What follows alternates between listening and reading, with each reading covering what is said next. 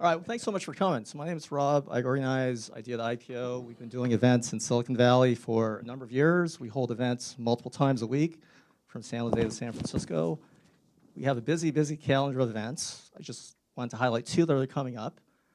How to negotiate with venture capitalists and win. That's in Sunnyvale on Thursday, March 16th. Further on down the line, Thursday, March the 30th.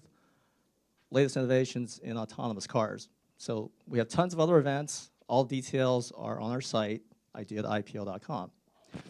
We were launched officially on February 1st, 2010. At that time, we had no members, no events on our calendar. At this stage, we have over 50,000 members with all our meetup groups in the Bay Area. We've completed over 1,702 events. By any standard, by any measure, we're the most active, most prolific startup event organization in Silicon Valley, bar none.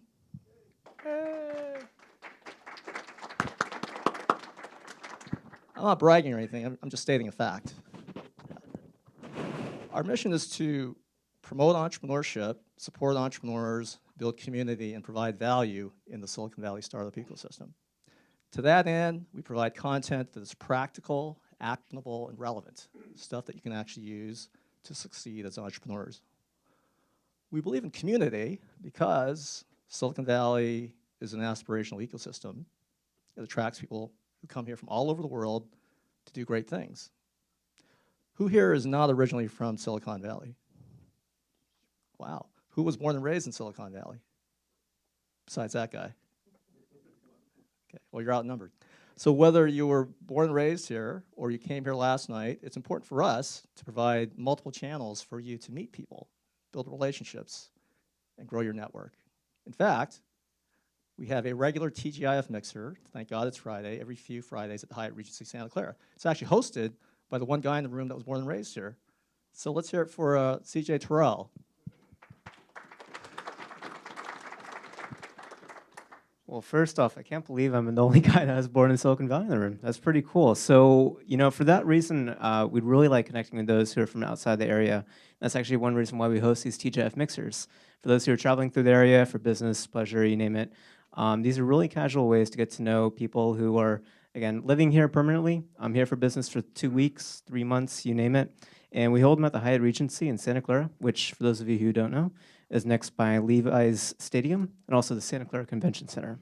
Our next one's going to be tomorrow from 8 to 11 p.m. They are free. And you'll meet a lot of people that are coming from really all over the world. I've been doing them for a while myself. We've had people come from literally any country you could probably name, from Botswana to Greece to, well, you name it. And so again, if you're open to that sort of thing, casual mixing and mingling, recommend you come out, and we hope to see you there. Thanks. Who's got plans on Friday night? Well, for the rest of you, we've got plans for you, so feel free to come check it out.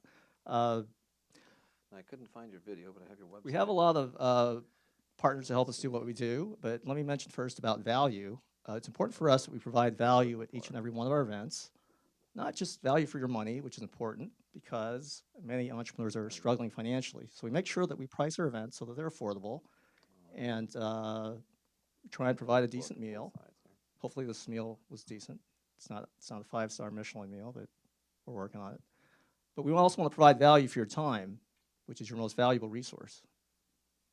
Is anyone here getting any younger? Probably not. But anyway, so when you invest your valuable time to come to our events, we want to make sure that you maximize your ROI.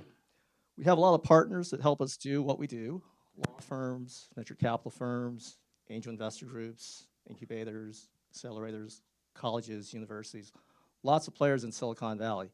Tonight, we're especially grateful to Procopio Law Firm for hosting us at this beautiful venue. I'd like to have Roger Rappaport come up and say a few words. He's a partner here at this firm. Let's hear it for Roger.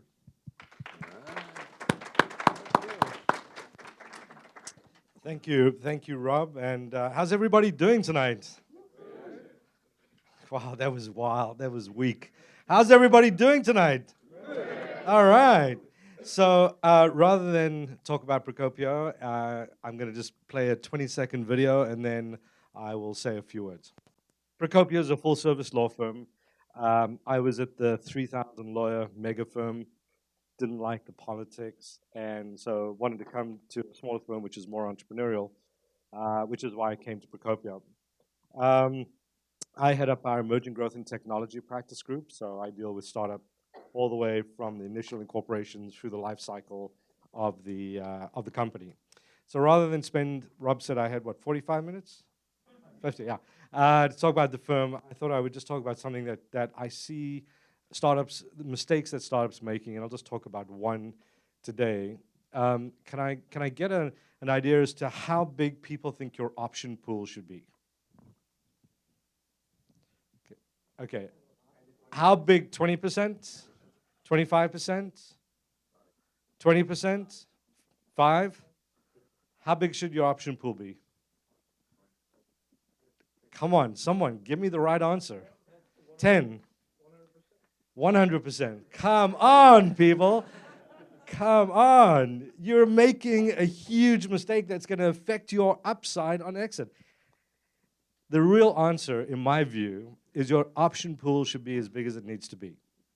So what do founders do? I just had 2 companies this week sent in their incorporation questionnaire, and they had 20 and 25% on their option pool. I said to the founders, why do you have such a big option pool? You've got the 5 founders, there's C-suite, the full C-suite in the one, and 3 out of 4 in the other are the C-suite. So you're not going to have huge option grants in the next 12 months. Why are you having a 25% pool? All you're doing is diluting yourselves. I have never, ever seen an investor come along to founders and say, you guys are so magnanimous. You are such terrific people. Please shrink your pool before I invest. You're taking way too much dilution. Never going to happen. So my answer to my clients is, have a pool that's appropriate for the next, say, 12 months. If you think you're going to have 5, 7% to give to advisors, consultants who are going to work with sweat equity, have that pool be what it needs to be for the next 12 months. Because the only thing you need to do to increase your pool is a simple board and shareholder consent. It's so easy. And the founders control the board and they control the shareholders. So why would you have a 25% pool when you only need 5? So when we go out for investment, we use that as a lever to negotiate with investors. So we just closed a $30 million round. We had a 2% pool. The investor wanted a 12% pool.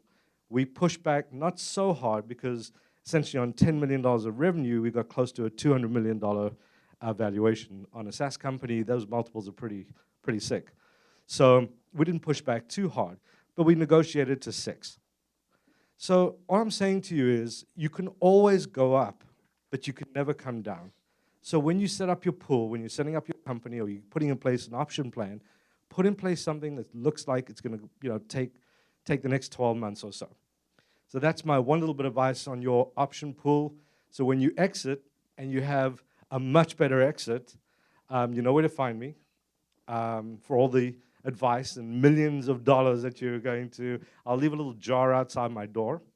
But anyway, welcome to Procopio for those of you that this is the first time, and appreciate you all coming. Thank you. Okay, that was a long 45 seconds. We have a lot of partners here in addition to Procopio that help us do what we do, and I'd like to have them come and say a few words. Let's hear it for Mike and CTO 911. Hi, everyone. My name is Mike from CTO 911. I help startups and entrepreneurs here in Silicon Valley with their technology needs, whether you need developer, full-stack developer, software development platforms, mobile apps, cross-platform. I have now a technology that's really cool that allows you to build apps without having to hire an iOS developer and also a Java developer. So if you're interested in that, I also have data scientists and machine learning guys on my team. So if you're interested to hear more about what you could do with that technology or utilizing that for your startup, I'll be happy to talk to you. I have a business card, so thank you.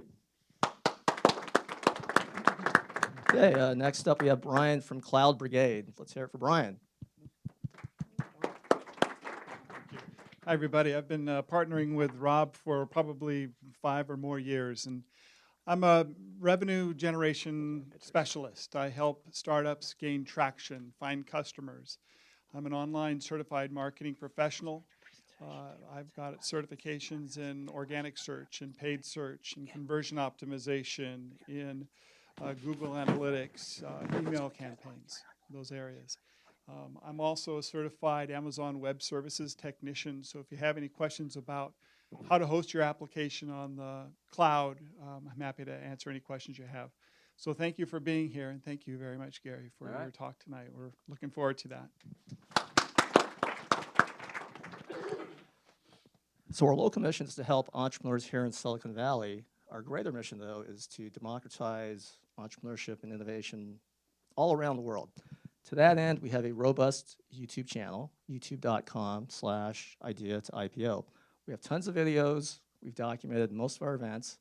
And this rich, valuable content is available on demand, anytime, anywhere, totally free of charge.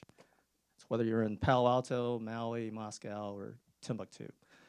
And our partner in this endeavor is Tim Jeggers, one of the top professional videographers in all of Silicon Valley. Let's hear it for Tim.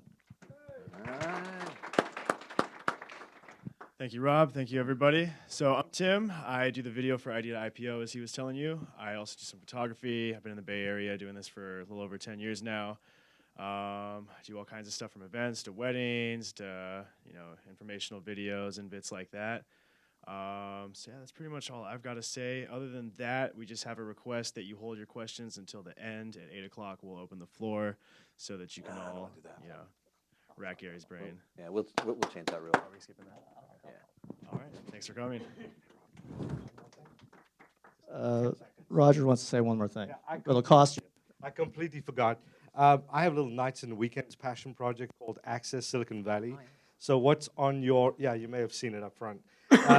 What's on your seat here is a couple of upcoming events, really, really great events. One is the CEO of Symphony Software launched his company. 4 days later, 4 term sheets for $100 million. He raised from Goldman Sachs, Citi, all the big JP. Last year, he raised another $100 million from Google and a couple of others. Really, really interesting guy. And the week after that, a great event with marketing, all about viral marketing. Thanks. AccessSilicon.valley.net. We're actually a promotional partner, so you'll probably get an email about that at some point. Our members get 10% off, so look out for that. So without further ado, we'll get started with our program. I just want to set a few guidelines here. We are videotaping the events for our YouTube channel, so we want to keep the program interactive. So if you have a question, just raise your hand high. We'll come by with the mic, stand up, ask your question, and that'll go a long way towards us being able to create a real great learning resource that we can all use for a long, long time. Towards the end of the program, we are going to have people that will pitch. We have 3 that are lined up. If we have extra time, if someone else wants to potentially pitch, maybe not with slides, but an elevator pitch, we might get you into the program if we have time. Don't worry about it. This is a safe environment. Gary isn't into public humiliation. I am, but he's running the workshop today. So without further ado, let's give it up for our featured speaker. He is a leader in this field. He is passionate about helping entrepreneurs succeed. Let's hear it for Gary Jenks. Okay, so we're going to talk a little bit about pitching your idea. Now, this is a little bit different. We're actually going to talk about the concept of pitching. So one of the things I like to talk to when I'm working with a lot of startups is there's really 2 sides of it. One is pitching, and then one is I call the presentation. Okay, so the pitching is always the story. That's the story you're trying to give. You're giving a talk. You're pitching something. So that's kind of the story. The presentation are always the facts. So most of us have sat in a boardroom or sat in a conference room and so forth, and somebody stands up and they got the presentation up here and they talk about their presentation. Okay, that's a traditional format where the presentation is what's up here on the slide, which means it has all the facts. That's got the numbers you're supposed to remember. That's the design review you're supposed to be watching. That's whatever you're sitting in there doing. The facts are up here. And when you're talking, you're telling the story. You're supposed to be providing the pieces around that information up here that's missing in the gap. So in this kind of environment, the story is where you want to make your connection. That's the personal connection you make with people when it comes to pitching. That's that. The facts are simple, the right the right brain analytics that say, oh yeah, that makes sense, the numbers add up, 2 + 2 is 4, yeah, that looks good, I buy that. So those are the facts. Now, there's other formats where you're pitching in front of a large group of people. You're maybe pitching at an investment event or something like that where you have a panel of investors, there's 300 people out in the room. These pitches are different. In this case, what's going up here on your slide is actually your story. You're going to make more of your personal connection from what's on the slide. Big pictures, happy people using your product, whatever the case is, very few words, and so that becomes your story. Now, in that kind of environment, you as the CEO or the speaker, it's your job to actually be the one that's providing the facts. Because if you load a bunch of facts up on in an environment like that, you'll kill the room. They'll fall asleep and nobody will vote for you. But they're looking for the pizzazz, they're looking for the flash on the slide. So it's up to you now as the CEO to know your numbers and provide all those key facts and figures. So I kind of want to start off with a little bit about that. So we're going to talk about the pitching piece, which is more about the story and actually doing the pitching. Not the, depending on the time comes, we'll talk about making pretty slides. But we're going to talk a little bit about pitching tonight, which is one of the reasons we're going to close it up with some people come up and do some pitching. But again, we have 3 people slotted, so there's a little bit of time here, so there's going to be some flexibility. I came to give either 2 hours worth of classroom, if nobody was going to pitch, or something in between that. So let's go ahead and get started. So let's not get started. Am I out of batteries here or something?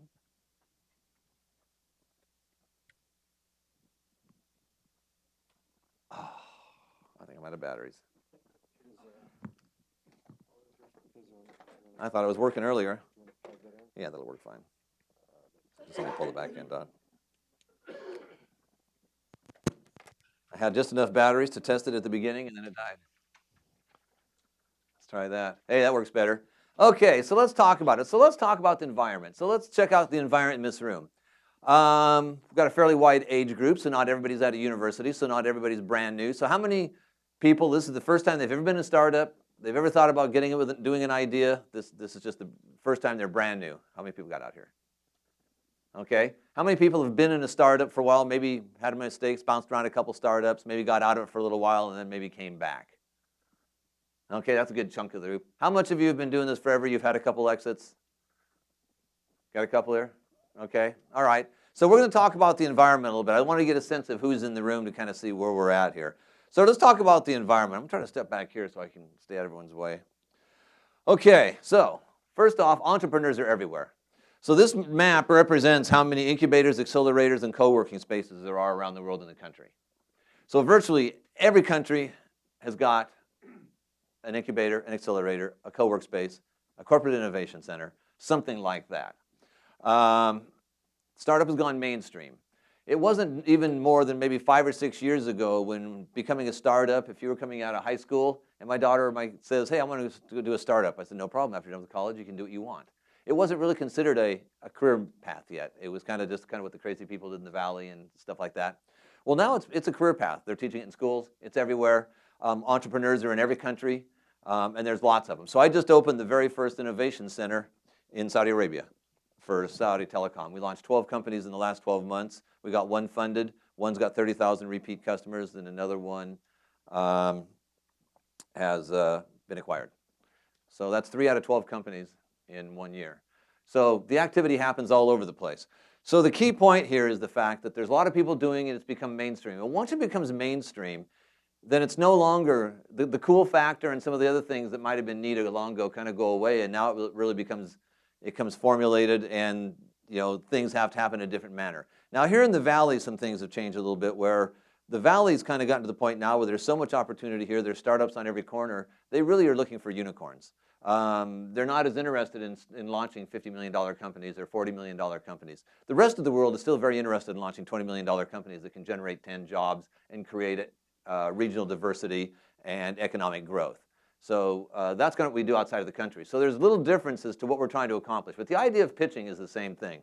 When you're talking to somebody to pitch, whether it's a potential teammate, an employee, an investor, the story is really the same. Why you? Why am I interested in you? Why do I want to work for you? Why do I want to partner you? Why do I want to give you my money?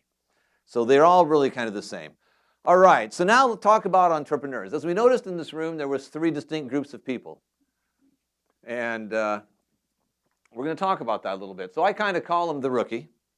Fair amount of the folks in here were in the rookie category. Not the bulk of it was actually in the second group. So you have got the rookie, young, no experience, maybe just got out of college, maybe just got out of the military, you just got out of something and now you're moving out and you're brand new. You really have no experience. You don't even know what you know. No, you've never been and worked long enough to know what it's like to live in an office environment. So you're coming out fresh. So you're the rookie. Okay? The next thing we have I call the professional. That was actually the bulk of the people in this room. They've probably failed and continued. Or if nothing else, they're actively engaged on a regular basis. This is what they do. They work in the startup environment. They've worked for multiple startups. They've done this. They've been around the block a couple times, done some things. However, they haven't hit it big yet. So then we have what I call the all-pro. And the all-pro is the entrepreneur who has raised funding before. He's had exits or she's had exits. They've been there. They've done this. The reason I talk about this is because who do you think is the easiest person on this list to get funded? The all-pro, because they probably already know somebody who invested in their first company when they had an exit. So now they just go in that office and say, hey, I got a great idea. Well, where are you at? Oh, I'm just thinking about it right now, but it's going to be big. I'm getting the team together right now. Can I get 150, 100K? No problem. Boom, boom. And they walk out of there with a check with absolutely nothing. And if they really have good connects and had a big exit the first time around, they might even go out there and get $2 or $3 million. We've all picked up the Silicon Valley news or something or heard somewhere where somebody walked in with just an idea and walked out with $3 million. And you've been talking to investors for 3 years and you can't even get 100K. So you're going, what's up with this, Okay, and there's reasons for this because everybody's at different levels wherever they are. And so because of that, they suffer from various different issues that go along with that. And we're going to talk about that here a little bit. So let's talk about the pathways before we get into that, though. So let's talk about the pathways. There's a variety of ways in which you as an entrepreneur can get started. The classic, on your own. Fair enough? So you're going to do it all on yourself. You're going to build your network. You're going to, you're going to, do whatever you can to get started. You're going to do everything on. This is good, best for the professional, pro. If you're the rookie, doing it on your own can be a little challenging because, again, you really don't know what you don't know. You really don't know what questions to ask. It's hard to get your teams built and so forth. But you can always start on your own. And if you've been down the road and done this before, in most cases, that's probably how you're going to do it. Okay? The second way to get started when you're doing this is through incubators and accelerators. Okay? This is probably best for the rookies. It plugs you into an ecosystem. You get all the access to training and so forth to be successful. Normally, when you're done with these incubators, they'll give you some access a little bit to the Rolodex, so you can go talk to a few investors even after that. The key thing here is to make sure informed decisions. Not all incubators and accelerators are created the same. Some of them just sort of take your $5,000 and your 8%, and you go sit in the rooms for 6 months, and then you're done, and you go, wow, that isn't quite what I expected. So make sure you look at those when you go through there. But there's big advantage to those because they'll help you walk through the process. Then there's corporate innovation centers. That's another pathway you can take as far as key things. They're significantly different than these, although they feel kind of similar. The thing with the corporate innovation center is they're generally looking for a specific technology or a specific vertical that fits their corporate business that they're doing. They can also be a really easy way to path to acquisition. You can go in there and they kind of work like getting a grant. You go in there and work with them. They give you a little bit of money. If they like you, they give you a little bit more money. And if they like you a lot, eventually they just buy you. So you don't have to go very far. It's all kind of in one package. It's all kind of right there. However, when you're doing this, you need to understand the limitations. You're probably not going to become Facebook and have a huge giant exits. You're not going to have these monster things. But you might do it in only 2 years or 2.5 years and exit comfortably. Maybe $20, $25 million, $50 million. Unless you're working on something monster, then it could be bigger than that. But anyway, these are 3 methods of which to go out there. Now, I kind of laid these out a little bit so that you can understand when it comes to the idea of pitching, that you've got different levels of entrepreneurs out there with different skill sets and so forth, and you've got different methods of which you can go out and do this.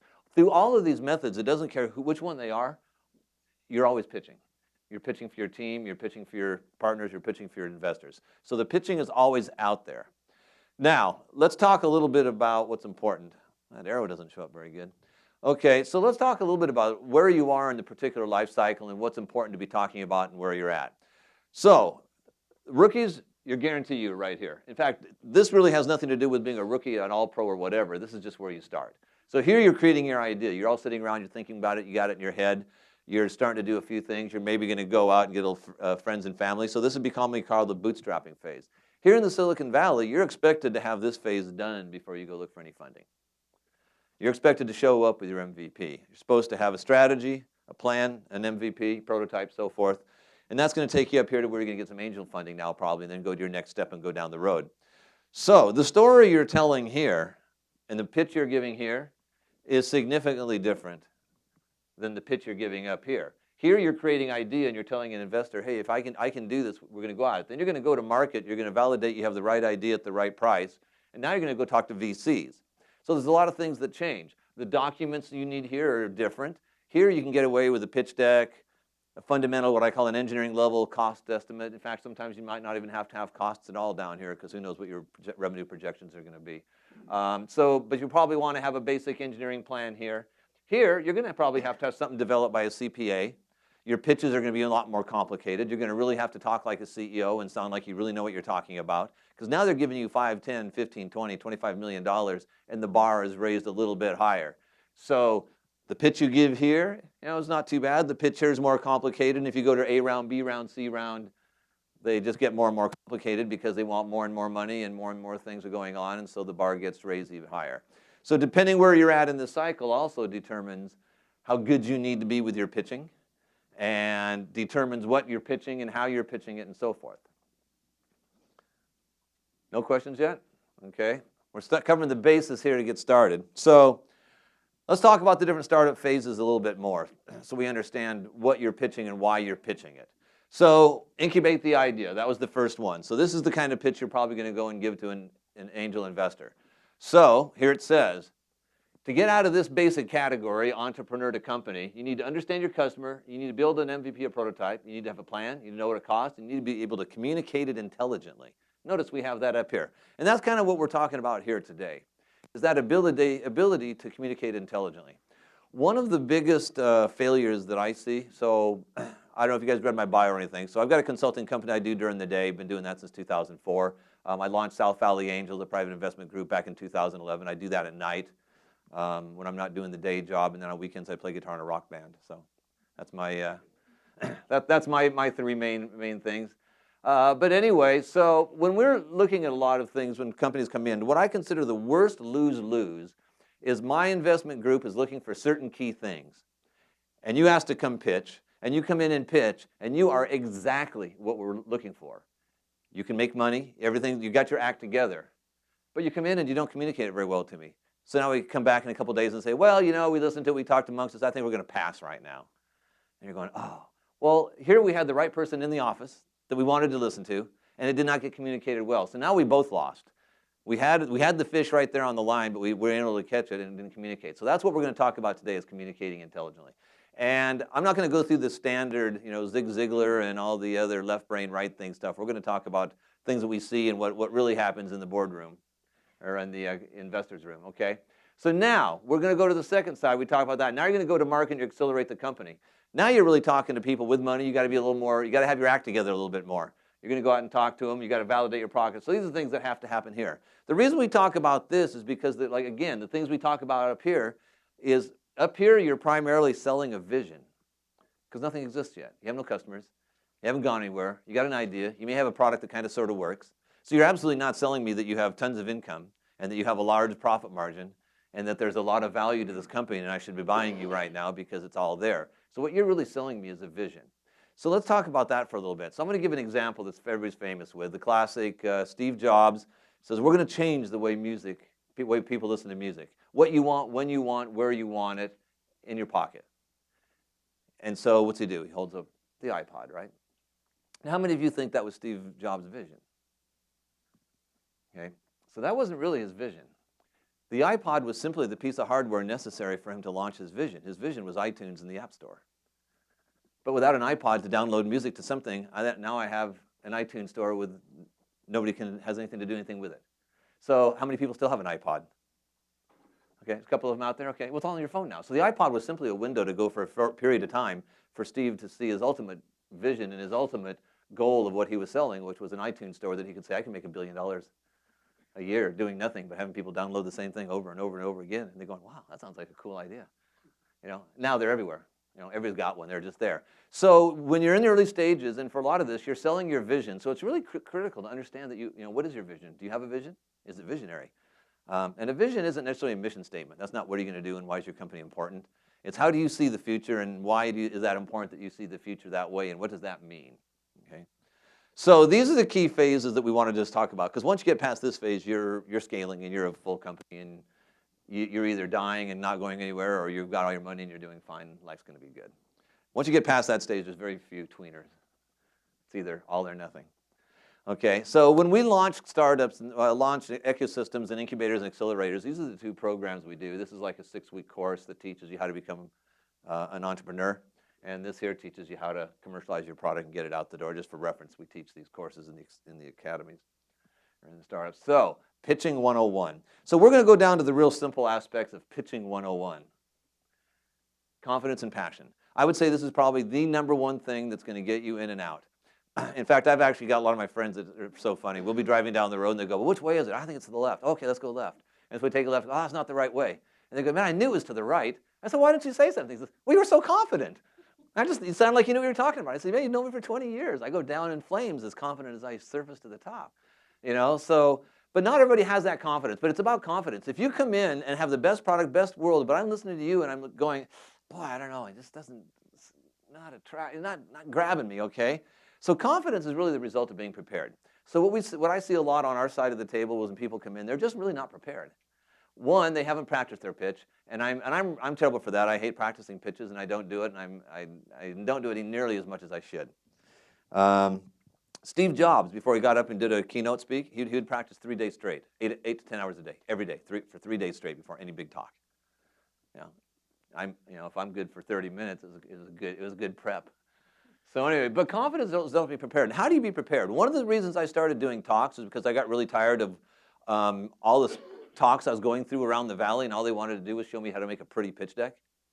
An ugly pitch deck will win just as good as a pretty pitch deck. Now, pretty pitch decks are a little easier on the eyes. You can get through them better, they're a little more compelling. But the reality is it's about the message that's in there and what you're being told. They're not buying a pretty pitch deck. But if I travel a lot of these events and talk at night, it's all about how do you make your pretty pitch deck and what order should your slides be. The reality is your slide should be the order that works for you, and it communicates the message. Now, is there certain data that should be in that pitch deck? Absolutely. So let me ask this before we even get that far. So what's the #1 thing you're selling me in your pitch deck? Simple word, just one short sentence. Huh? Vision? There's some of that. Theme? Team? Yeah, absolutely want a piece of team.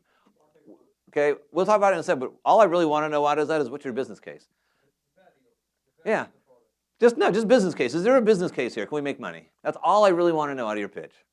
And we're going to talk about some other things, but ultimately we want to do that. So we'll get to that in the next bullet. So what are investors looking for when you're talking about content and passion?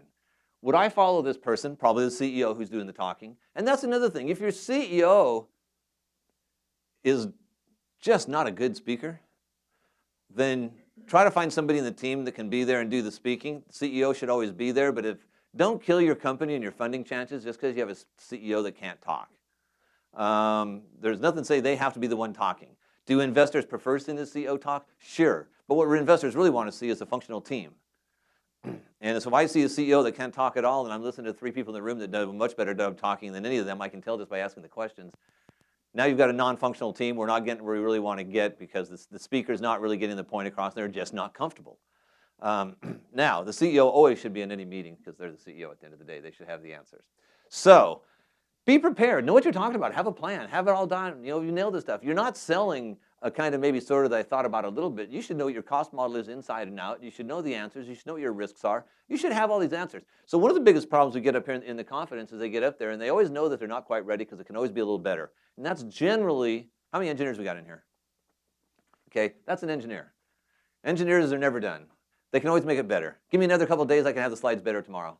We've always worked with engineers, and I used to be a systems engineer, and eventually we said you had to shoot the engineer because the product will never get out the door. They can always make it better. It can be better. I can make it better.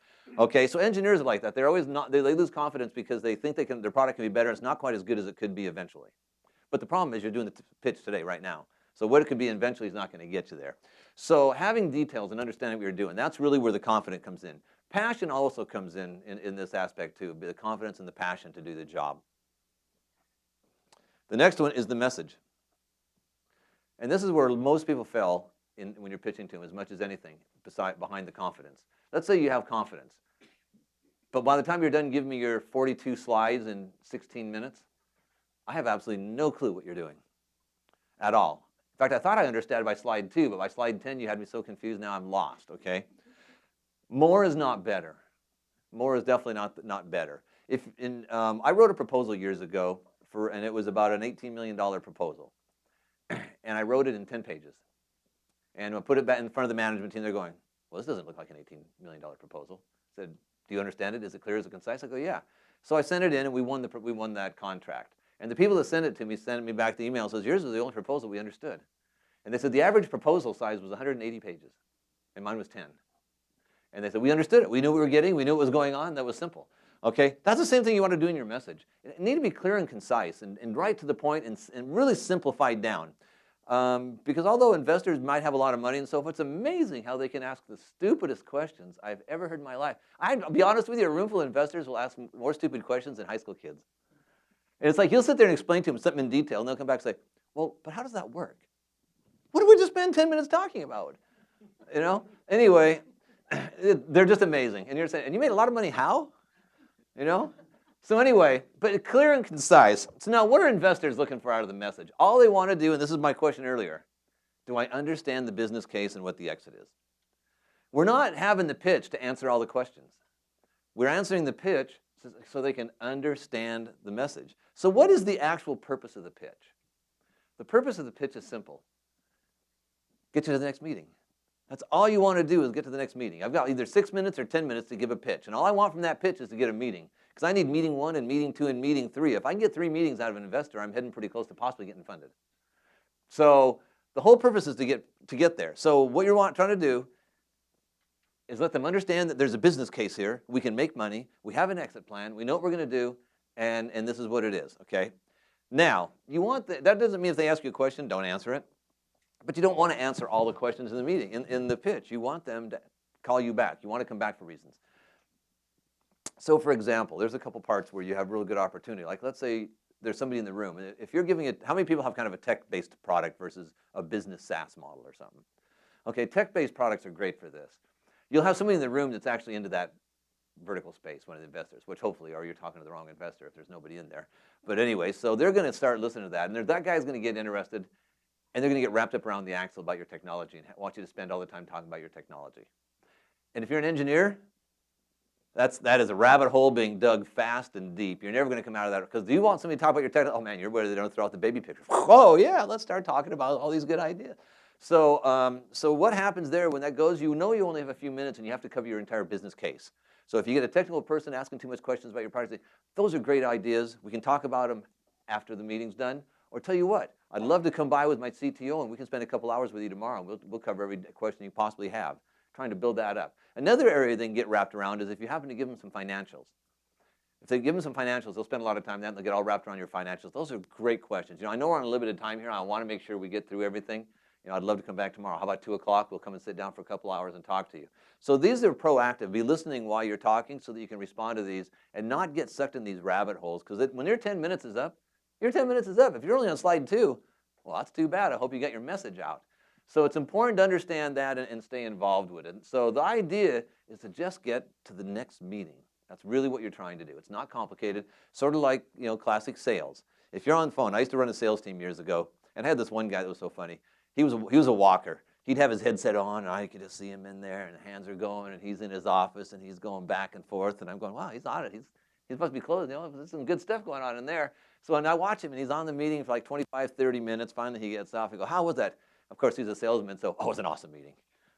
You know, salespeople never have a bad meeting. They're always awesome. It was an amazing meeting. It was good. You know, well, cool. So did you close? Oh, no. We got a meeting. Oh, when is it? We haven't scheduled it yet. Well, we don't have a meeting then. And so what ends up happening is a guy, Zig Ziglar, who used to do sales stuff back in the 90s and stuff, he always said, don't spill all your marbles or don't spill all your jelly beans in the lobby. So that's what salespeople do. They get on the phone and they tell the entire story in that 30 minutes on the phone. Then they say, so when do you want to set up a meeting? Well, I think I know everything I need. You know, it was good talking with you. Thank you very much.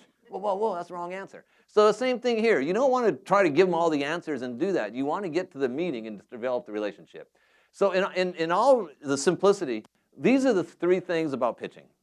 Come in with confidence, which means you know what you're doing. You've got a plan. You're not winging it.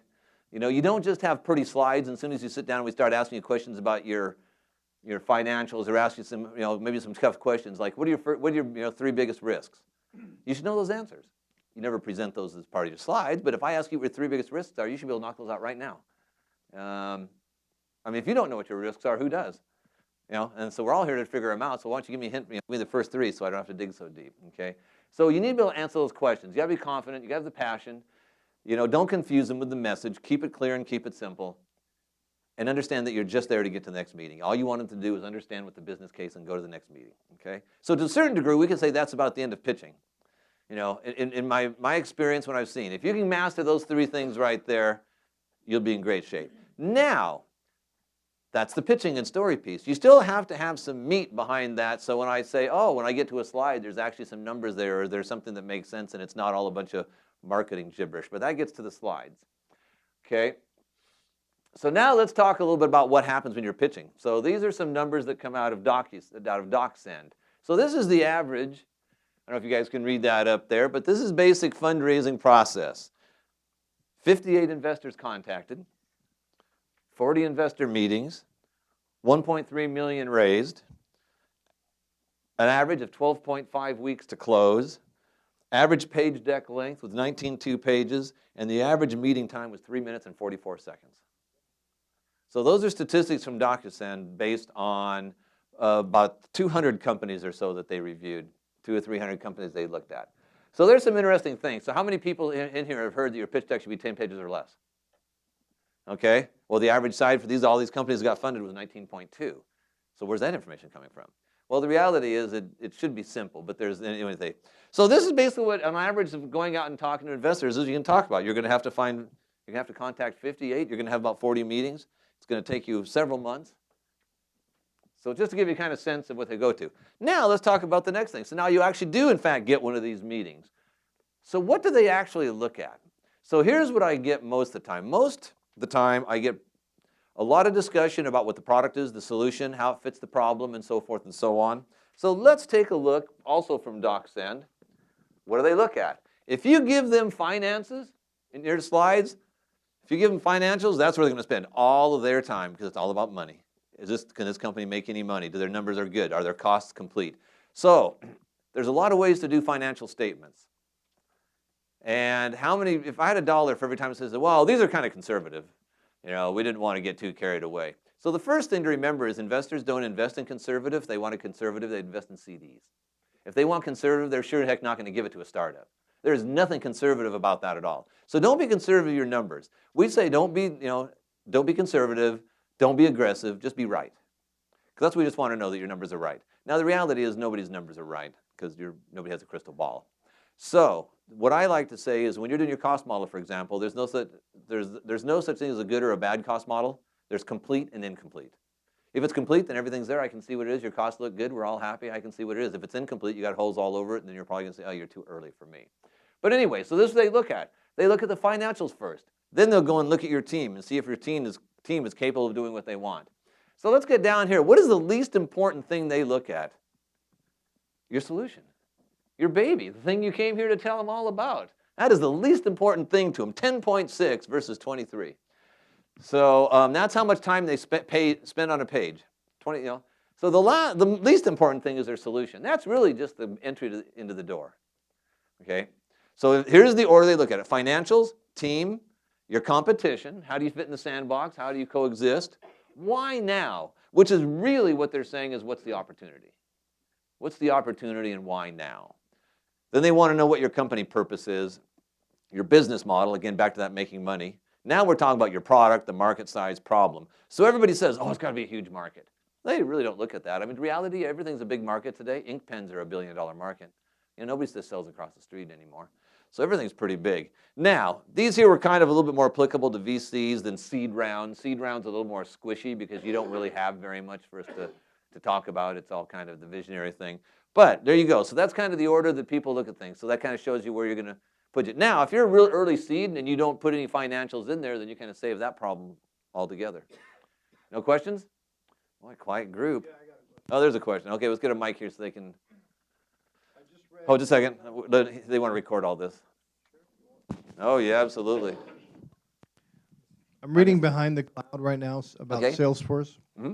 He talks about having a noble cause.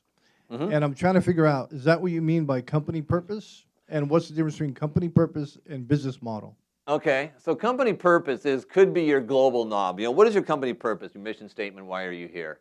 I'm not that wrapped up around that because I want you to be here because you want to make a lot of money, so I don't care what your other purposes are.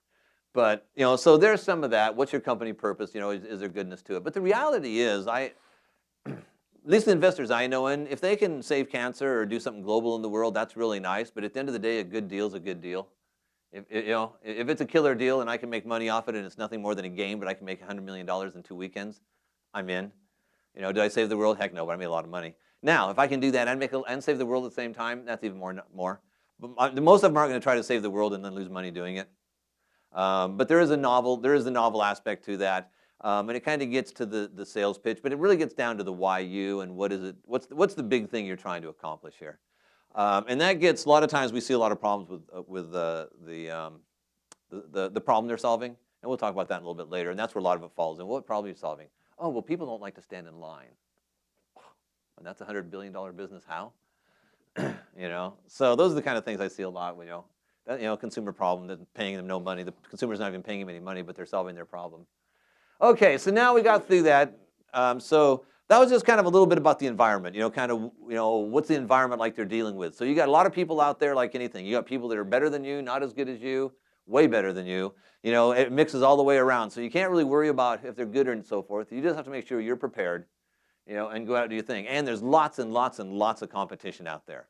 So you've got a lot of incubators and accelerators and a lot of people in those incubators and accelerators who are getting professional training, and they're coming out of there and they've got their act together. They've spent some money. The old classic, it takes money to make money. And that'll be true now as it is, 100,000 years from now.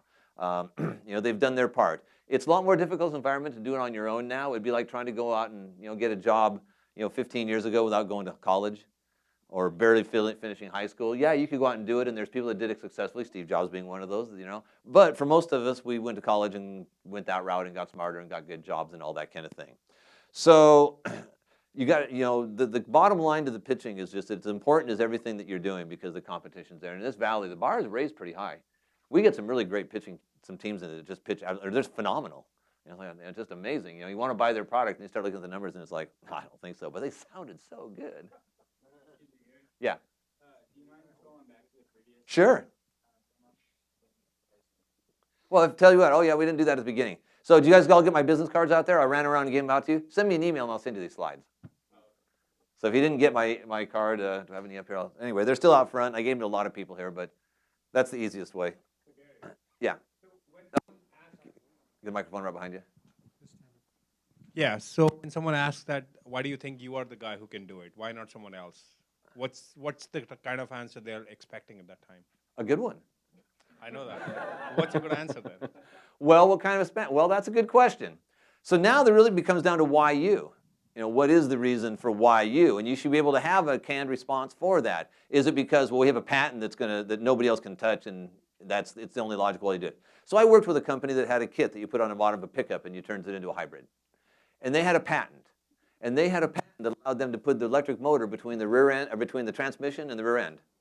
Well, when you saw their design, it's like, well, where else would you put it?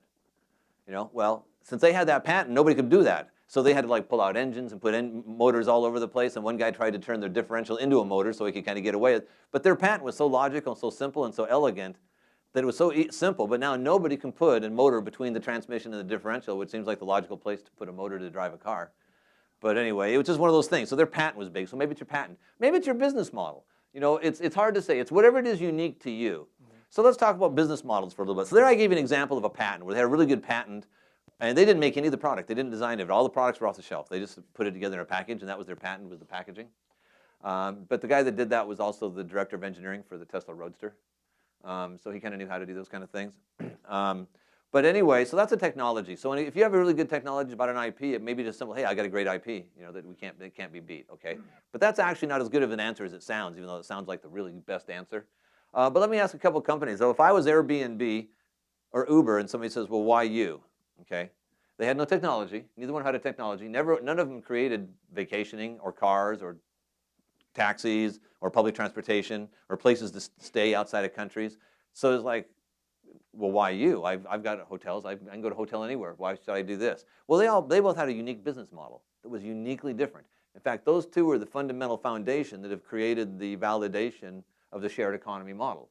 That showed you can have a shared economy. You can own a car and make a lot of money on it. Well, not a lot of money. You can make money in a car. You can own a home and you can sell it. And you can now have a shared economy and you can make money by doing other things through the economy and sharing with other people. So they validated that model. But at the beginning, if somebody said, why you? Their real only answer was, we found a better way to do it, a better business model. You know, the Uber app probably took them a week to build. I mean, there was nothing there. Everything was already in your phone. All they had to do was give you an interface to Google with a car flying around on it, and they were done. It was not a very complicated app. But it was an interesting model, and it's still a complicated model. They're still trying to figure it out. Okay, so did that kind of answer your question a little bit? And then we moved on. Oh, another question? Oh, let's get another mic up here. Who's running the mic? Oh, man, the mic guys are going to have to get on their feet. No sitting.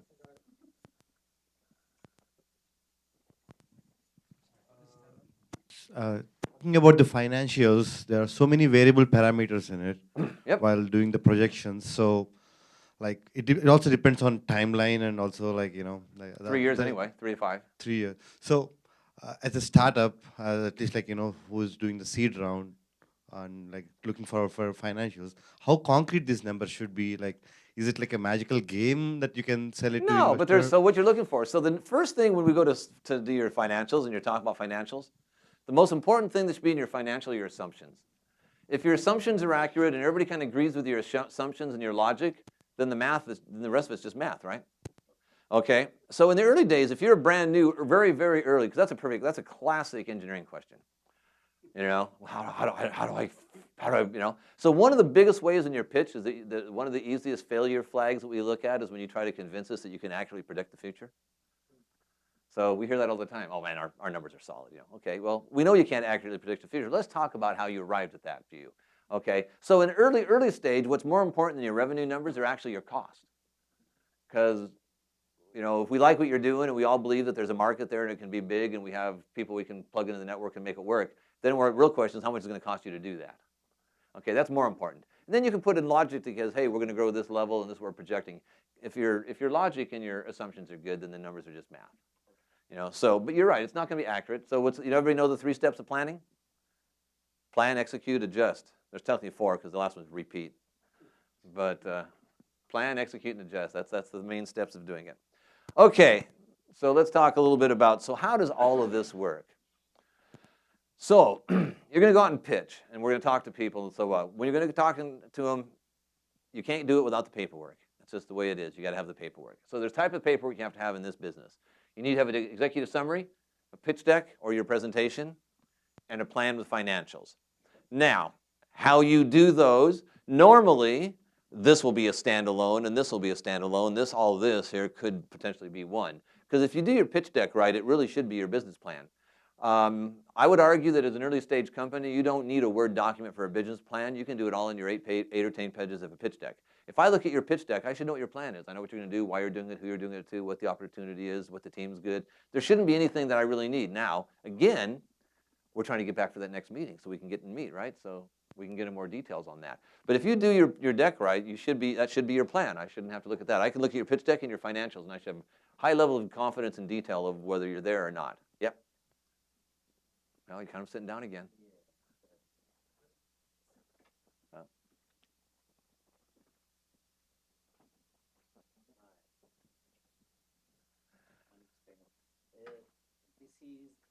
I don't think that went very far, but go ahead with your question. The third time you bringing up the we are looking for the next meeting. Mm-hmm. This is the goal for The pitch. Yeah. Right. Why is that? Why is that? Because if you don't have the next meeting, then you got an email that said we pass. So if there's no next meeting, you're done. So you want to, getting up and pitching is just the getting up and pitching. If you're lucky, you get the email that says, if you're lucky, you get the email that says pass. Now, we always send an email. But anyway, if you don't get the next meeting, then nothing happened. Yeah, but they can, if the investor are interested to the fact that the projection and everything, anyway, they can call you. Sure, they can call you. But you want to have the next meeting. So if they called you, then you didn't get the next meeting. You got the next phone call. And that's better than no meeting or no phone call. So you're getting closer each time. The idea is investors invest by developing a relationship with you. It's like a marriage. You don't go in and pitch and they go, oh man, love it. How much you want? Oh, here's a check. Not going to happen. Now, I'll say that we have actually closed, the fastest deal we closed was 1 week from a pitch to funding. But even for us, and we're a small group and we're pretty focused when we do it, it still takes, a month, a month and a half usually to get everything closed up and done. Could take a couple months. Now, if you talk with some of my other buddies around here, I won't mention any of their names, but it can take 6, 7 months to go through the process. And some of them will go that 6, 7 months and they go, well, now we pass. And they just suck 7 months out of your company that's hard to recover from a startup. But anyway, so it's that next meeting. That's what you're trying to get to. And eventually you get to the meeting where someone's actually signing something.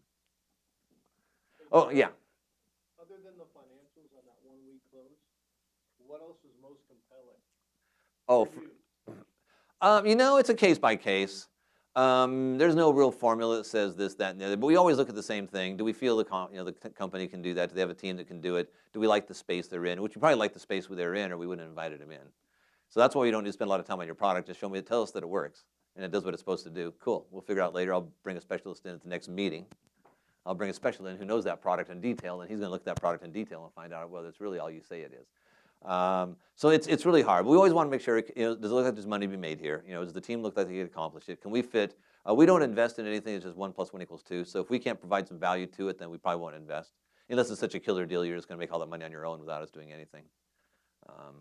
Not very often, but. So it's really hard to say. When these people get up here and say, oh, this is the most important thing, you can see what they look at, so you can see what investors spend their time at. So at the end of the day, it's a gut feeling. And don't try to think that all these investors are doing it logically. They're just like anybody else, man. If they fall in love with your product right at the beginning, they're going to stay in love with your product and they'll invest blindly. They fall in love with things just like everybody else does. They can rationalize why they did it. Okay, so you got to have these 3 documents. We're not going to go in a lot of detail of what these are. I think most people do. That's kind of a different meeting where we talk about executive summaries, 1 page, your pitch deck, 8, 10, 12, 15, 19.2 pages, plan with financials. Those are the documents you need to have. The point 2, I'm not sure, but I was 19.2 were the pages, so I thought, but they only spent 3 minutes, so maybe they only got partway through some of those pages. Okay, so the next thing you have to is the right team. This is really important. For starters, especially when you're really early on, you cannot go talk to an investor unless it's friends and family. Everybody knows the 3 Fs, right? So unless it's friends and family, you can't go and talk to an investor unless you have a team. No investor is going to invest in a team of 1. The risk is just way too great. It just won't happen. Friends and family do that because they're probably investing in you anyway, not the idea so much. So you have to have a good team. And what makes up a good team? Whether it's technical, business, startup, maybe a couple of advisors. And then we get to that leader thing. And that leader thing is real important. We're going to talk about that in a little bit.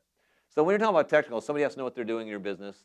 Somebody has to understand how to work in business, maybe been in small businesses before, startups and so forth. And then the last thing you have to have is that passion and so forth. I don't see it too much anymore, but now that it's become mainstream, I'm seeing it come back again. When the economy was really bad there a few years ago, like when was that, 7, 8, 9, 10, 11, whatever the heck that was back in the good days, or not so. We had a lot of investors, a lot of entrepreneurs were coming in there pitching, and I got really to where I started noticing a trend. And the person would get up and they'd start talking and going, I'm not sure. So I'd ask them, do you have any, this one's not really resonating with me. Do you have any other ideas? Oh, yeah, I got another really good idea. Wrong answer. You never have another idea when you're pitching to an investor. You have one idea and this is the only idea. I don't care if you have 5 or 6 really good ones in your back pocket. If they ask you, you have none. This is it. You're going to bleed this. You're taking this to your grave. Okay, engineers are terrible. Oh, yeah, I got a couple of, what are you looking for? And that's the wrong answer. Okay, and so what we found was we had what we sort of in our group termed the unemployed engineers or the unemployed. They'd been unemployed for 12, 13, 14 months during the downturn, and they said, well, screw this, I'm going to go launch a startup. Well, we talked to them and realized they don't want to launch a startup, but it's the only thing they can do right now, so they're launching a startup. Well, what happens? Well, I give him his money, and he gets a good job tomorrow. He drops his startup, and he goes gets a job. It's like, well, whoa, time out. Anyway, so we had that. I'm starting to see a little bit now because I'm seeing a lot of young entrepreneurs that are coming in here that think they want to be entrepreneurs. And entrepreneurs is not for everybody. It's just, some people have to go to an office. They have to be in a structured environment. They have to be able to work. But right now, since it's mainstream, we're getting a lot of folks coming out. They're just not entrepreneurs. And you don't call yourself an entrepreneur and be an entrepreneur. You have to have it in your blood. You have to be able to be a little risk adverse. There's certain things that are going as an entrepreneur. So we're seeing a lot of that. So the passion isn't necessarily there. Now, passion's an interesting thing. So when I was young, if I was born in modern times, I'd have been on every ADD drug there probably was. I was thrown out of the house at 7 o'clock and said, come back when you're tired. You know, it's just the way it was back in those days. So now that I'm a little bit older, apparently I'm no longer high strung. I'm enthusiastic now. That sounds better, but it still comes along with your passion. You know, you got to enjoy what you're doing, and it's got to just come out naturally. I enjoy doing this. I like helping people, so it's natural. But for everybody, it's not. Sometimes you have to sort of, you know, push it a little bit. Okay. Then the most important thing you have to be presenting, and that you have to have, is a compelling opportunity. It's got to be a compelling opportunity. Why you? Why do we care?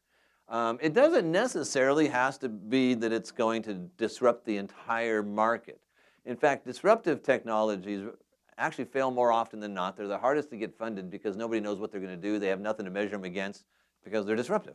So I don't know. We're all going to blindly try this and see if it works. So a lot of the disruptive, like Facebook, that was a huge one. It's actually starting to make money now. Twitter's not making money yet to speak of. It's got money coming in, but it's not really profiting or anything. YouTube, if you go back and look at the CEO's quote in October, she said that she doesn't even see a roadmap to profitability. And I'm thinking, wow, I'm glad I didn't invest in that. How do I get my money out of it ever if there's never going to be a road to profitability, okay? Well, hopefully somebody buys it, I get my money, and they can figure that problem out. But anyway, those are just real interesting things. So what makes a compelling opportunity? It's large, but everything's large. There's demand. You know, it's got to be there. It's got to be in demand. And just because it's growing, which is important, doesn't mean it's in demand. It could just be naturally growing because the market's growing. Demand's a little bit different. Demand is when you look at something like, I worked with a company for a while. We made floating Bluetooth speakers and really nice headphones and this kind of stuff. So some of the statistics we dug up was that Nielsen did a study and found that 62% of millennials say they cannot live without music on their phone. They could not go a day without it. Okay, that shows demand. So if I'm in anything that has to do with music and millennials, there's a demand. Whether, you know, it'll happen. So they had some real interesting statistics of what drives demand. Don't get fooled that just because it's growing, there's demand. That could just be a natural growth of the market, not necessarily that there's a hard demand for what you're doing. And the other one is the why now. We saw that on the previous chart. You know, why are we doing it now and why is it important now? Okay, so what is the message? Now, this is kind of generic. You can go and find this anywhere on Google. There's not a whole thing here, what your message is, but I try to fundamentally put it in a different perspective. One, you have a vision. You have a vision, and because of your vision and the way you see the future, you see this distinct opportunity, and you see a distinct opportunity in these areas.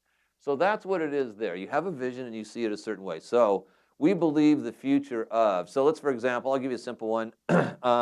So we launched a hydroponics greenhouse company, a commercial greenhouse company, and first it rolled out in Botswana. I was the project manager for that. We built 2 greenhouses in Botswana. So as we're working through here, we've struggled with the vision. So if I just come up to you and say, hey, I'm building a greenhouse. Okay, that's nice. They haven't been doing that forever. So this gets back to your why and back to your vision we talked about at the beginning. Okay. So we worked on her vision, and she did have a vision. She just couldn't seem to get it out of her head and understand what it was. And finally it came out one day, and it was that she believes that the future of agriculture is to grow local and consume local. Not grow everything in Salinas and ship it 1,500 miles across the country and let it ripen on the trucks and eventually get there. So because she believes it's grow local, consume local, there's a couple things. Well, how do you grow tomatoes in Minnesota in January? You can't really grow local, consume local in January and there. But you can in a hydroponics greenhouse. You can grow it all year round, and you can do yada, yada. All these things happen. So you solve the problems right there. And if you grow local, so how did she see the opportunity? She saw the opportunity by saying, well, what if we were to just build commercial grade sized greenhouses, let's say next to where I live in Morgan Hill. And then we'll just send every day we'll at 8 o'clock, you load up the produce, and every store, every restaurant gets brand new tomatoes, fresh lettuce, everything comes right off the vine, gets right straight into the store, and then by the afternoon it's sold, and it just came off a vine, okay? So these are what you're trying to say. Show them how you see your opportunity. That's how you want to pitch that. We see that, here's my vision, here's our vision, and because of that, we see the opportunity. In fact, we see the opportunity in these 3 select areas that we're going to go after. And that then you get back in, they're growing, they're big, there's demand, all those kind of things. How you represent that on a chart is up to you. So you have an opportunity, and you can capture the opportunity and make a profit. So you have a solution, you know what the problem is. So what's the problem you're always trying to solve? Regardless, there's always one strategic problem you're trying to solve regardless of what vertical you're in. And it's not that people don't like to stand in line, although most of us don't. No? Any idea what that is? That's always good. That's good because we're talking about disruptive earlier. Quicker, faster, cheaper is the easiest product to get invested and funded because I have metrics, I can measure it. Okay, it takes me 100 hours. With my product, it takes me 1 minute. Wow, and they spend $100 a minute doing this job. I can do the math real quick and say, we're investing, we're here. If we can make this happen, we can get this plugged in. It's easy, I can measure against it. But what they really invest in, and I mean the one problem every market is trying to solve is how do you capture that opportunity? So the strategic problem is how do you capture the opportunity?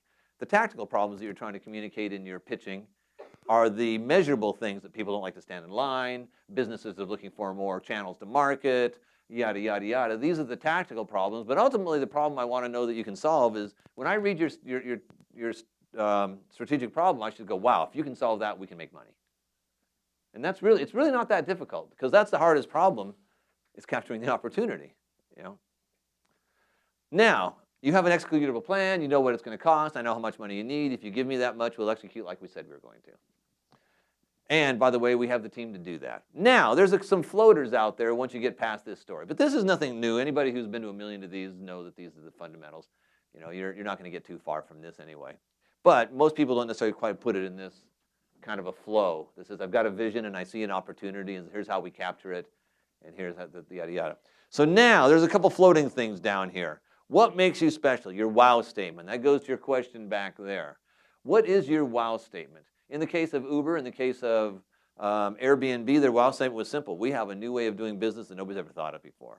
Oh, you're going to let people know? Wow, that's great. We have a plan. We have a market. We know how to do it. We can make it happen. Okay, so your wow statement doesn't have to be that your technology is better and greater. It may be your business model. It's rarely your team. A lot of people say, we just have an amazing team. Now, your wow factor might be your team if you've got maybe you know, Larry Ellison on it, or, you know, some of these kind of guys, then your wow factor might be that you've got some big boys on yours that are going to make it happen. But that's probably not the case. You and Bob and Susie and, you know, Amir are probably not the answer. Okay, defensible. Now we talked about IP. Everybody thinks that having a patent or something is the most defensible way to do it. But those can always be got around too. Another one is defensible. Doesn't have to be IP. It could simply be speed to market. You know, those are commonly referred to as gazelles. You're going to be the first to market. You're going to stay there. You're going to move fast enough. You've got the ability to do that. So there's a variety of things, but there has to be something that makes you somewhat defensible. So one of the things I see is where I've had startups that have come in and they decided to be a startup, you know, 6 months ago, and in the last 3 months they built their product. And we're going, wow, okay, so how long did it take you to build that product? Oh, about 3 months. And we're going to be first to market. Well, you better be really first to market because anybody can build your product in 3 months because you just did it. So if you stumble for a month and a half, your competitor's already caught up to you. So, you know, if your product can be designed too fast, that's not, you know, really defensible. You know, if it took you 4 years to get where you're at, okay, well, if anybody starts today, it's going to take them 4 years probably to get there. So defining your defensible, but don't get wrapped up around the idea that you have to have IP. There's a lot of ways to pitch your defensibility. And you have to be scalable. So that's a no-brainer. You have to be able to show how you're scalable in your pitching. Okay, and the other thing that's really important that a lot of people leave out is you do have an investor exit plan. You know what's going to happen at the end and kind of when it's going to happen and so forth, because we're going to always ask you that question. You know, well, how do we get out? You know, oh, we're going to do a convertible note and then a VC is going to buy you and you're going to get out. Okay. You know, so that's nice, but let's get a little more talk a little bit more about that. So that's kind of your message you're trying to get across. Now, we kind of put this together. I'll kind of show you as an example. We use this as a way to grade it. So a lot of times when I'm working with new investors, we actually give them this card here and tell them to use this card to grade while they're talking. What is your vision? So let's talk about these for a few minutes. What is your vision? Is it visionary? You know, or does anybody even care? You know, your opportunity. Why now? How? Who? How big is it? Is there growth? Is it real? Can you validate that people really want it? That's what you're trying to get out in your pitching there. The problem to capturing the opportunity. And who are the stakeholders within your little ecosystem of whatever vertical market you're selling? Because you probably need to be solving a lot of their problems. So you may be solving the user's problem who doesn't want to stand in line, but you're probably also solving the business person who's actually writing you a check. So the key to the problem you're solving, always be solving the problem of whoever's writing you your checks. So many startups I see, particularly in the SaaS model, they're trying to solve the problem of the consumer who writes them no money. They give the app to them for free. So all you're doing for that consumer is giving them a UI that they'd want to use, so they'll do whatever you want them to do inside that app, which is probably to go to the store or to do something that the person who's actually writing the check, which might be the businesses that are in your or the people or whatever your model is. So always keep in mind who's writing you the check, and you have to at least be solving their problem. Okay, and then simple, how do you fix it and why? So if you've got problem A, B, and C, tell me about solution A, B, and C. So I'm not confused that you just told me about 3 problems that exist and your solution didn't appear to solve any of them, but it did solve other problems. So anyway, make sure those are coordinated together as you're pitching, and there's a storyline that fits there. When you get down to the market, what's really more important here, I think, in most of the time is really who's in your market and where do you fit and how can you coexist. Target market's nice, serviceable market, all those things are nice. How big is the market? But you're really going to cover a lot of that stuff on when you're talking about opportunity. That's where the opportunity's at. Here, it's really nice to know you are. And we don't want to know, they're not going to buy your product, so we really don't care that you have 32 features and all your competitors only have 14. And so the classic thing that says, here's our competitors, here's the features, you notice we all have yes and they don't. So that's not what we're looking for. We want to know, where do you fit in the sandbox? How can you coexist with Google? How can you go along with things? Why is where you're at the right place to be, and why aren't other people there? And you want to be able to communicate that in the concept of incumbents, which have been doing it forever. They're the big names everybody knows, because odds are somebody's can do what you want to sell them today. They're already doing it in a manner. Maybe it's analog and old and stuff, but they're still probably doing it. And then you have the new kids in the block, the kids that come out. Like Facebook could be considered, if you want to go into modern times, Facebook could be considered now the incumbent of social media. Been around forever.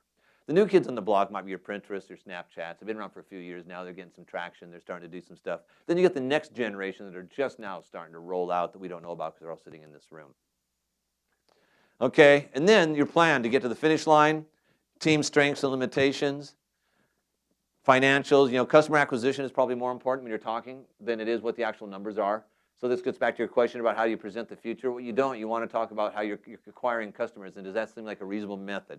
If you're acquiring customers at this certain rate and you're charging them $10, and I can just do the math and I can see that your revenues are going to work. Again, it's just math. So more your customer acquisition and your assumptions are more important in your pitching than, as you can see, we're going to do $382 million by year 1, which is amazing how much money startups are going to make. Year 3 or 4, they're all making $200 million. Which is a really short list of companies that have actually ever done that. Okay, then you got these floating things out here. We talked about risks and wildcards. So this is a nice flow for your pitch, starting with this, and this is a nice story that goes through. But there's a lot of ways to put out your pitch deck that's most comfortable to you, but you just have to get the information across there.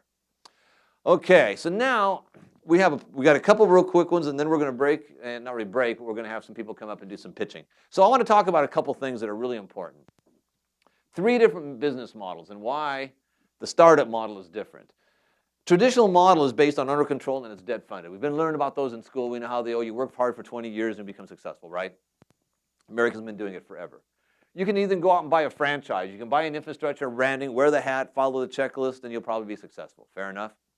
The business model is not like that. At the beginning, it may feel like a traditional model, but the things that make the startup model different is 1, this thing called equity share or investor exit, and private investment. So you're going to come up and tell me how much money I want. I'm going to give you that kind of money, and tomorrow morning you're going to start with a full staff and you're going to be going at 100 miles an hour. You're not going to be building slowly as you can get more debt and kind of grow slowly. You're going to tell us what you want. We're going to give you the money. You're going to go out and do it. You're going to execute. And those 2 things are what make the startup model different. What I see is people that try to do what they learned in school and here in the traditional model and try to apply that. They don't realize that it's about explosive growth. So what are we talking about? I've always liked this definition out of Lean Startup. A startup is a human institution designed to deliver a new product or service under conditions of extreme uncertainty. So what's missing from that sentence? Nowhere does it say in there that you have to be a company. It says you were working as a human institution to deliver a product. Okay? So 93%, we'll go down here a second, acquisition. 93% of startups that get funded are an acquisition strategy. Only 7% go to IPO. So if you want to go to IPO, you're already in the smallest market and your odds of success are almost 0. Okay? So 93% of an acquisition strategy. Why? Because that model supports explosive growth. It supports an exit that can happen. It's much easier to get acquired than it is to wait for the timing to be right, to have a perfect IPO to come out when everything wants to go. Oh, and by the way, you have to be $100 million to get listed on the stock exchange. So you got to get there first before you can go IPO.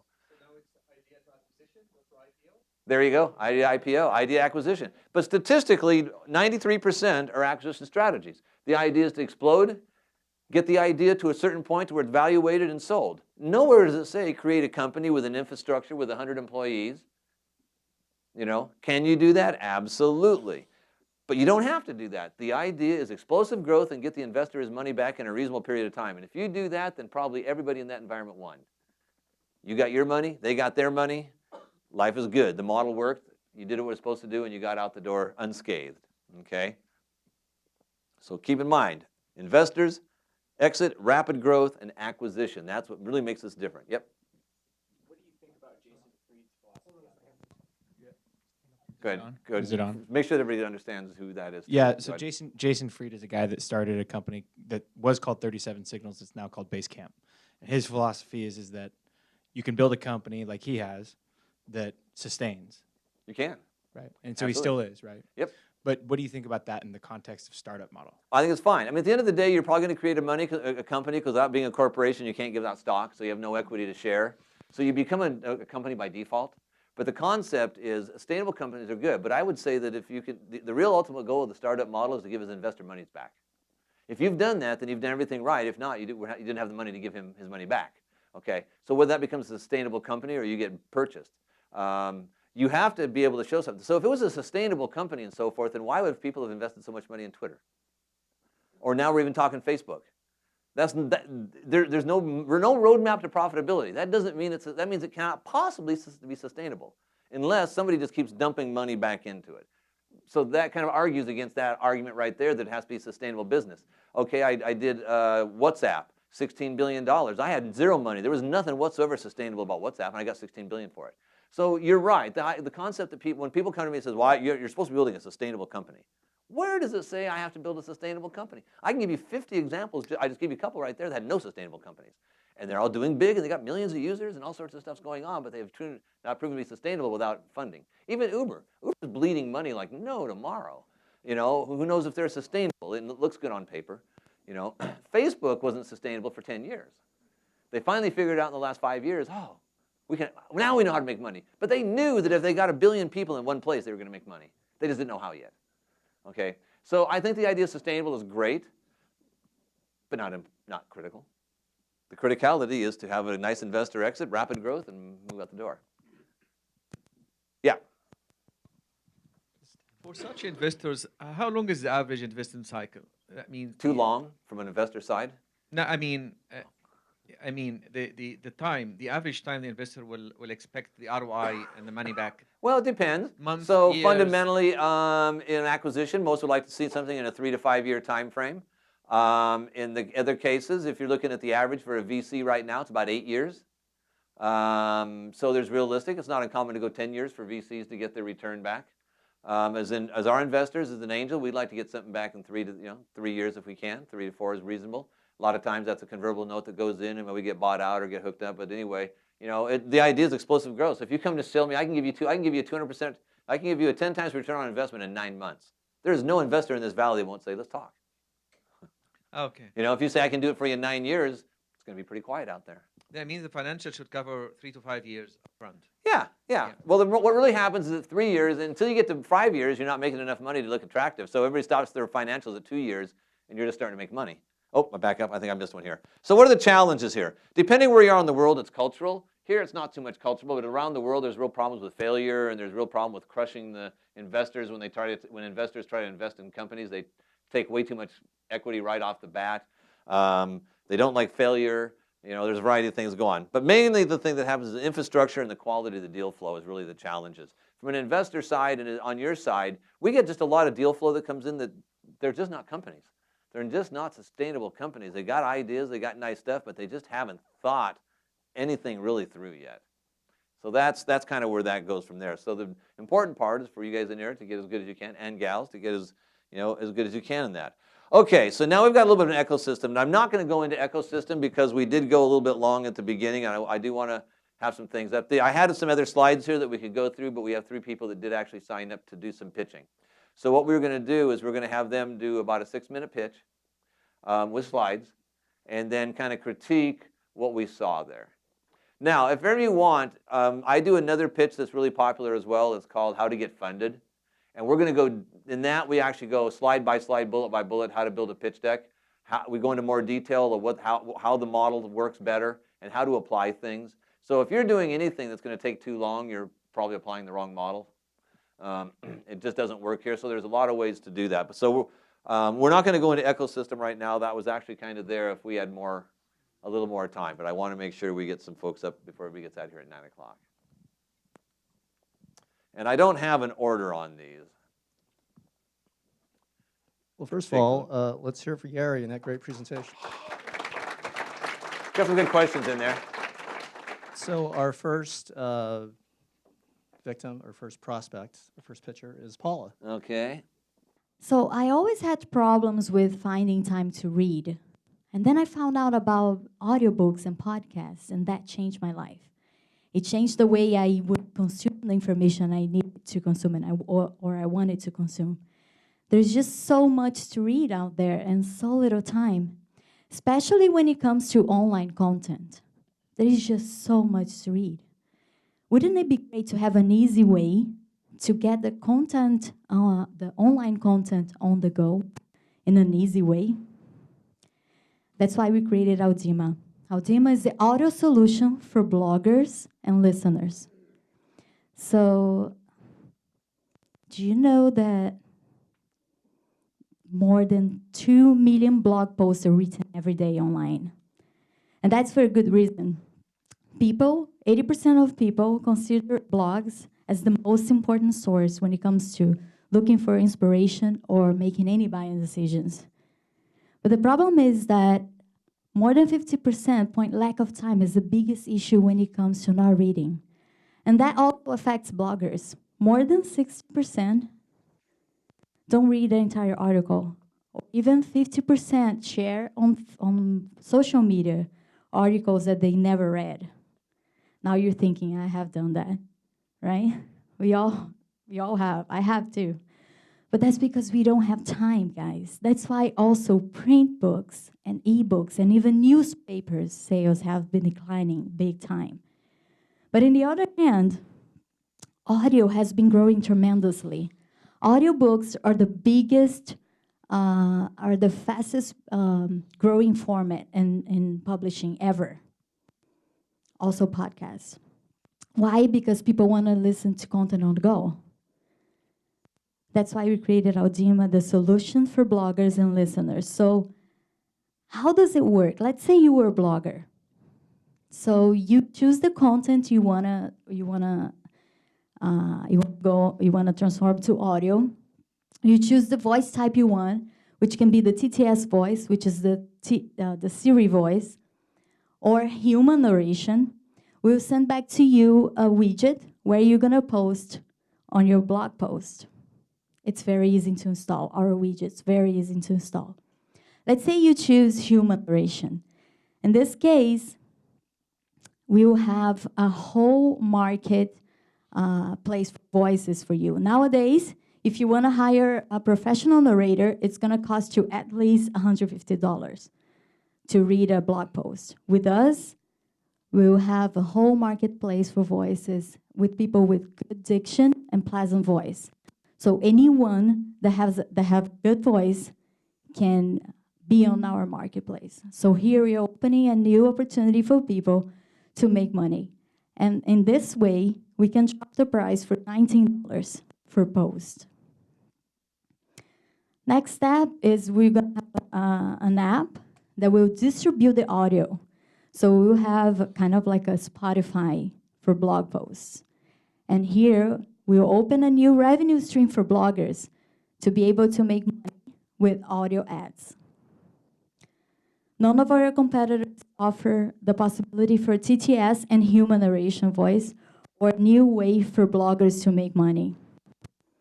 Our revenue streams are we'll sell the service for the blogger first, and then after we'll have the subscription model for listeners, and we'll also give back to the bloggers the ad, 50% of our revenue from the ads that we're gonna have in our app. So we bring more traffic to bloggers. Hello. We bring more traffic for bloggers, content on the go for listeners, and a new way for people with good voices to make money. So let's say Airbnb, you gotta have a house, right? Uber, you gotta have a car. With us, you just need to have a good voice. This is the market size, posts per month and readers per month, just on WordPress. This is our team. I've been working on a music business for 12 years, more than 12 years. Our CPO, our CMO have worked on the biggest media group in Brazil. We are raising $600,000. If there is any investor in the room, we'll be very, very pleased to talk to you later. We already have some investors interested to finalize our platform, launch in Brazil, and then after bring it to the US.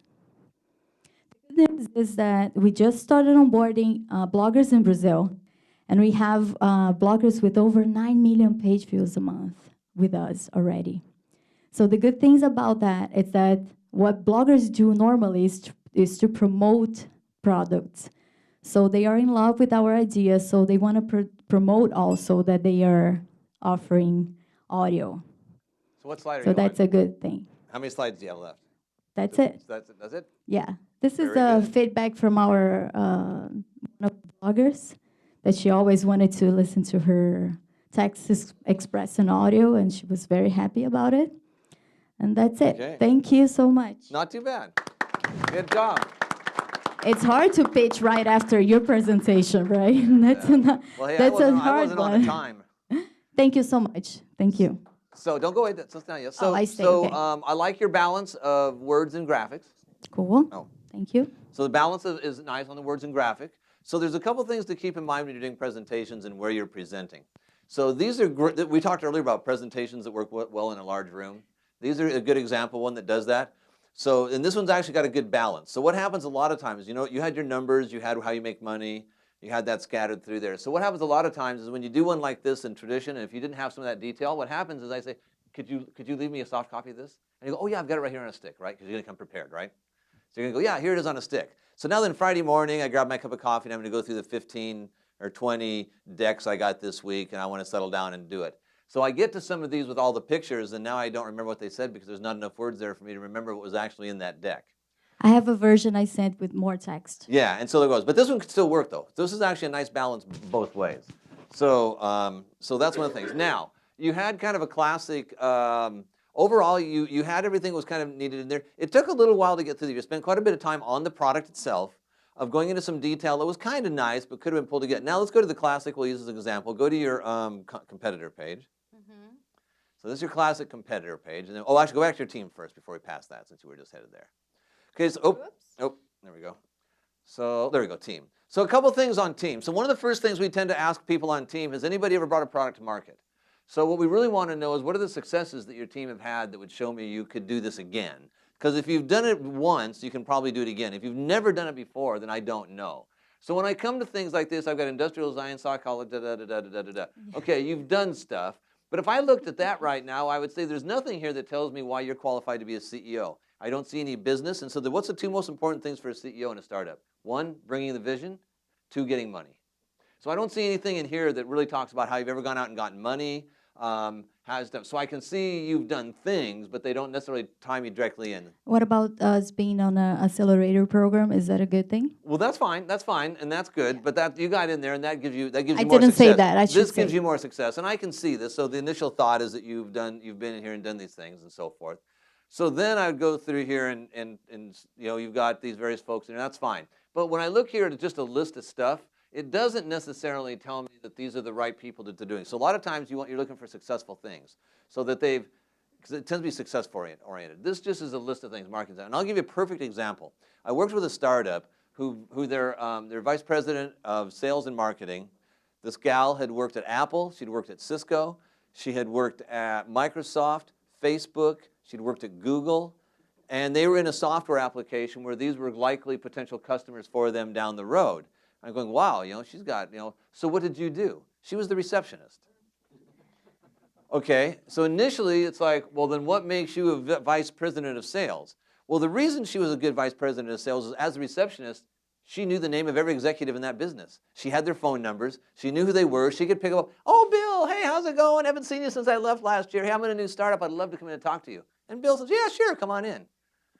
Now, anybody off the street might have taken 6 months to get that opportunity to meet with Bill.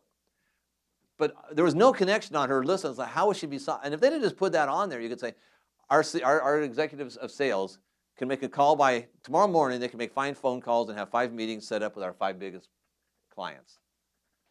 Now, anybody can go on the street and hire somebody that can eventually have a meeting by August.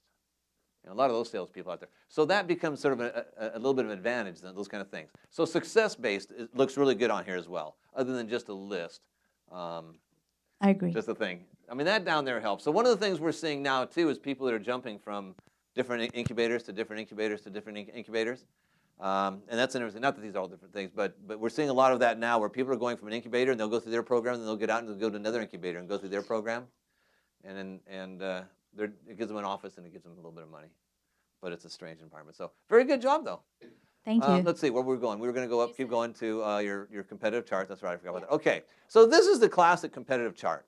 The reality of this, this isn't too bad because it's got benefits a little bit, but it also has features. So this chart is a good chart internally that says we have all sorts of features that our competitors don't, and that's important to know that you're designing a competitive product, right? But this doesn't necessarily help me determine whether I should invest in you. The fact that you have more features in them. Now, if I'm never going to use your human product, narration, it's not feature, it's business model, probably. And sure, but you got revenue for bloggers, that's a model. A widget on a blog, that's a feature, right? No, actually, like it's a business model too. Okay, because but it's I the wouldn't way know, they I wouldn't necessarily approach. know that from here. It looks more like just a tech thing. So up here, if you Okay. could identify that these are different types of business models versus a TTS voice, human narration, those. So when you look at these, they look like features. Now that's not a revenue. Revenue for that's a benefit. That's obvious. That's a benefit. Okay, but there's other ways to do it so that it doesn't come out looking like a feature set. But lets me understand, because in many cases you don't even have to beat these people. It may be that you don't really compete with them all because they're going after a different type of customers than you are.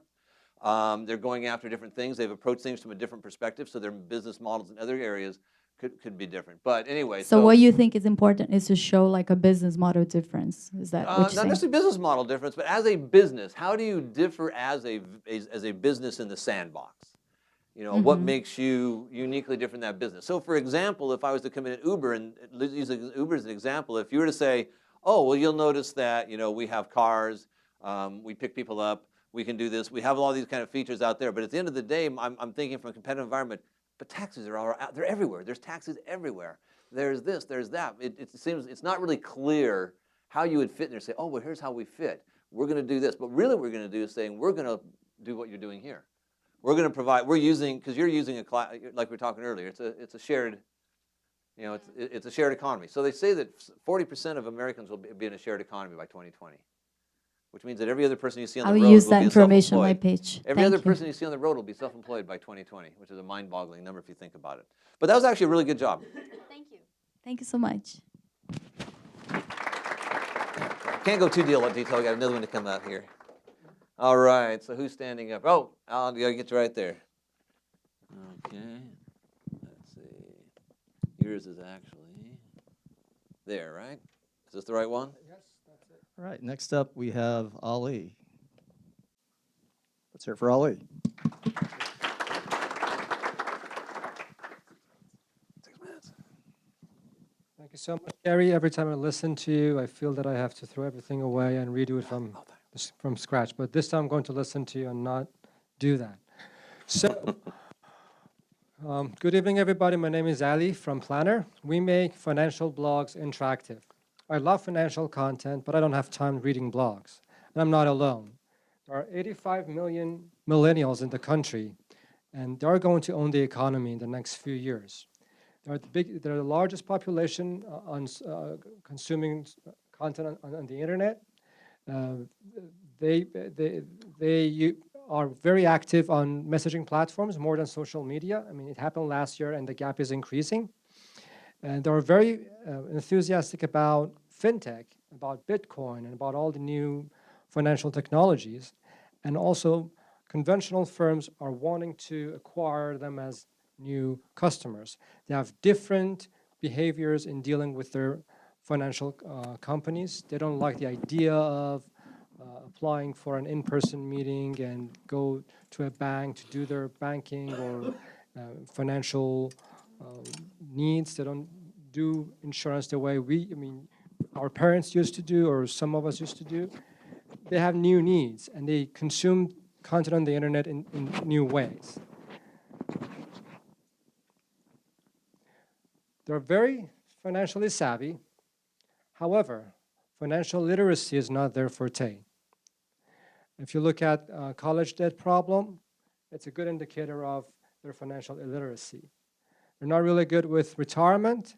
They're, like I said, very enthusiastic about Bitcoin and new digital currency. However, the content out there on the internet is not designed for them. It's hard to read blogs. That's the first source of first source of knowledge on the internet. It's hard to read a long blog, mostly technical, sometimes generic. The content on the internet is not individualized. They're used to very personalized and individualized content on the internet, on social media or on messaging platforms. Information overload causes paradox of choice and makes them incapable of making decisions as what product is better for them. We believe that if we make financial blogs interactive, we make the content individualized and personalized, and make it available on messaging platform where they spend a lot of their time, we can bring the content in a new format to them.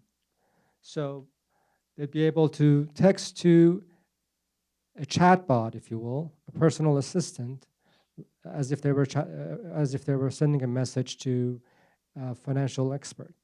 So imagine you're asking about Ethereum or public ledger or Bitcoin, or how does it work, how you can invest in it through messaging, or by simply asking a question via voice and receiving the answer in voice again. Imagine you could do it on Facebook Messenger or text. What if you could do it at the office through your Slack messaging platform? Or if you're a WeChat user or a WhatsApp user, what if you could do it that way?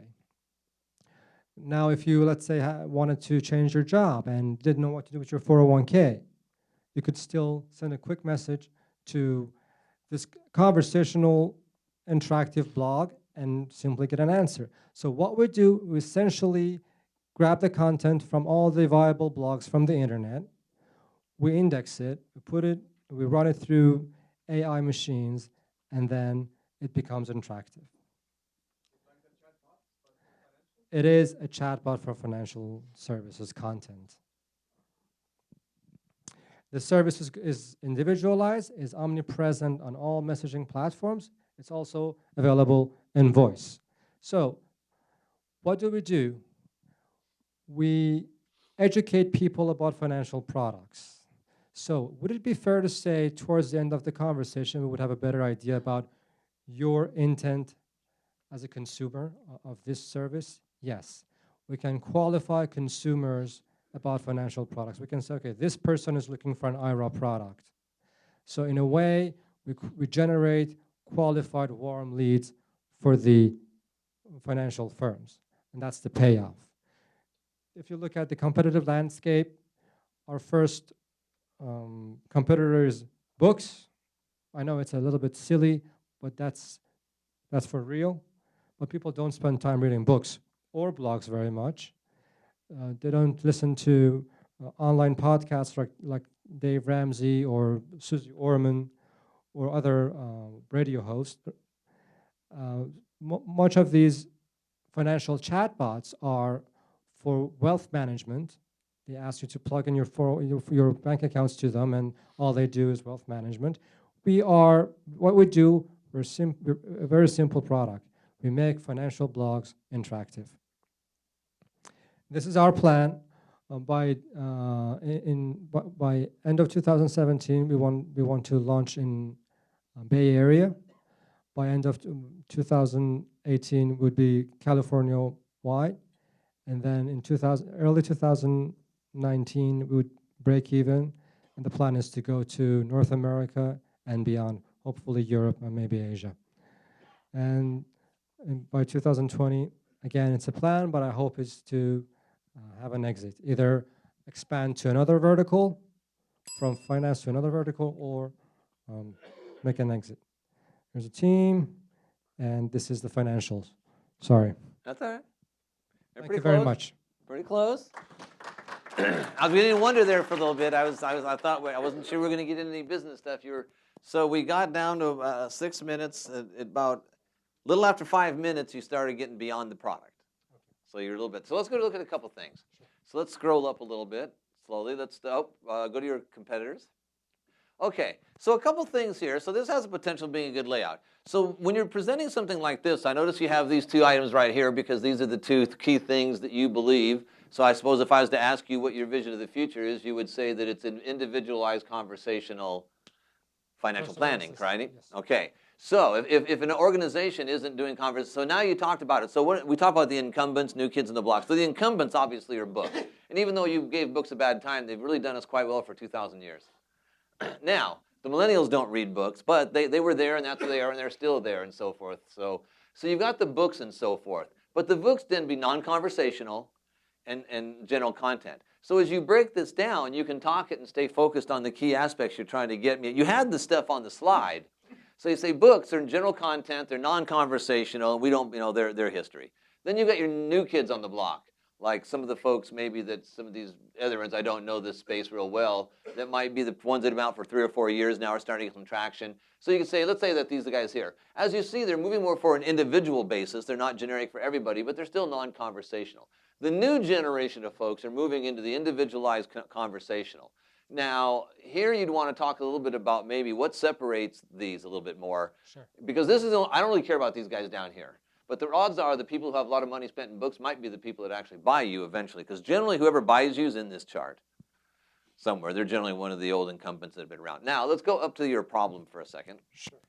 As a good example. I'll actually go back. So I like the fact that he has a nice plan in there. So as an investor, we had an opportunity to talk about that he's got some timelines and some windows and some things that are going to get done. And the problem with this kind of a chart is you can really get in a rabbit hole and want to read all this on here rather than get to the high points that says, we've got this, and move through it quickly. But at least it shows a logical manner of which I go, oh, okay, these guys actually have a plan to go somewhere and do something. Okay, let's go back up to the problem page. Now, although your problem and your solution aren't too bad, so financial illiteracy, online financial content is not interactive. So how does that problem, if you solve that, that seems like a jump to just looking at that and making a $100 billion company.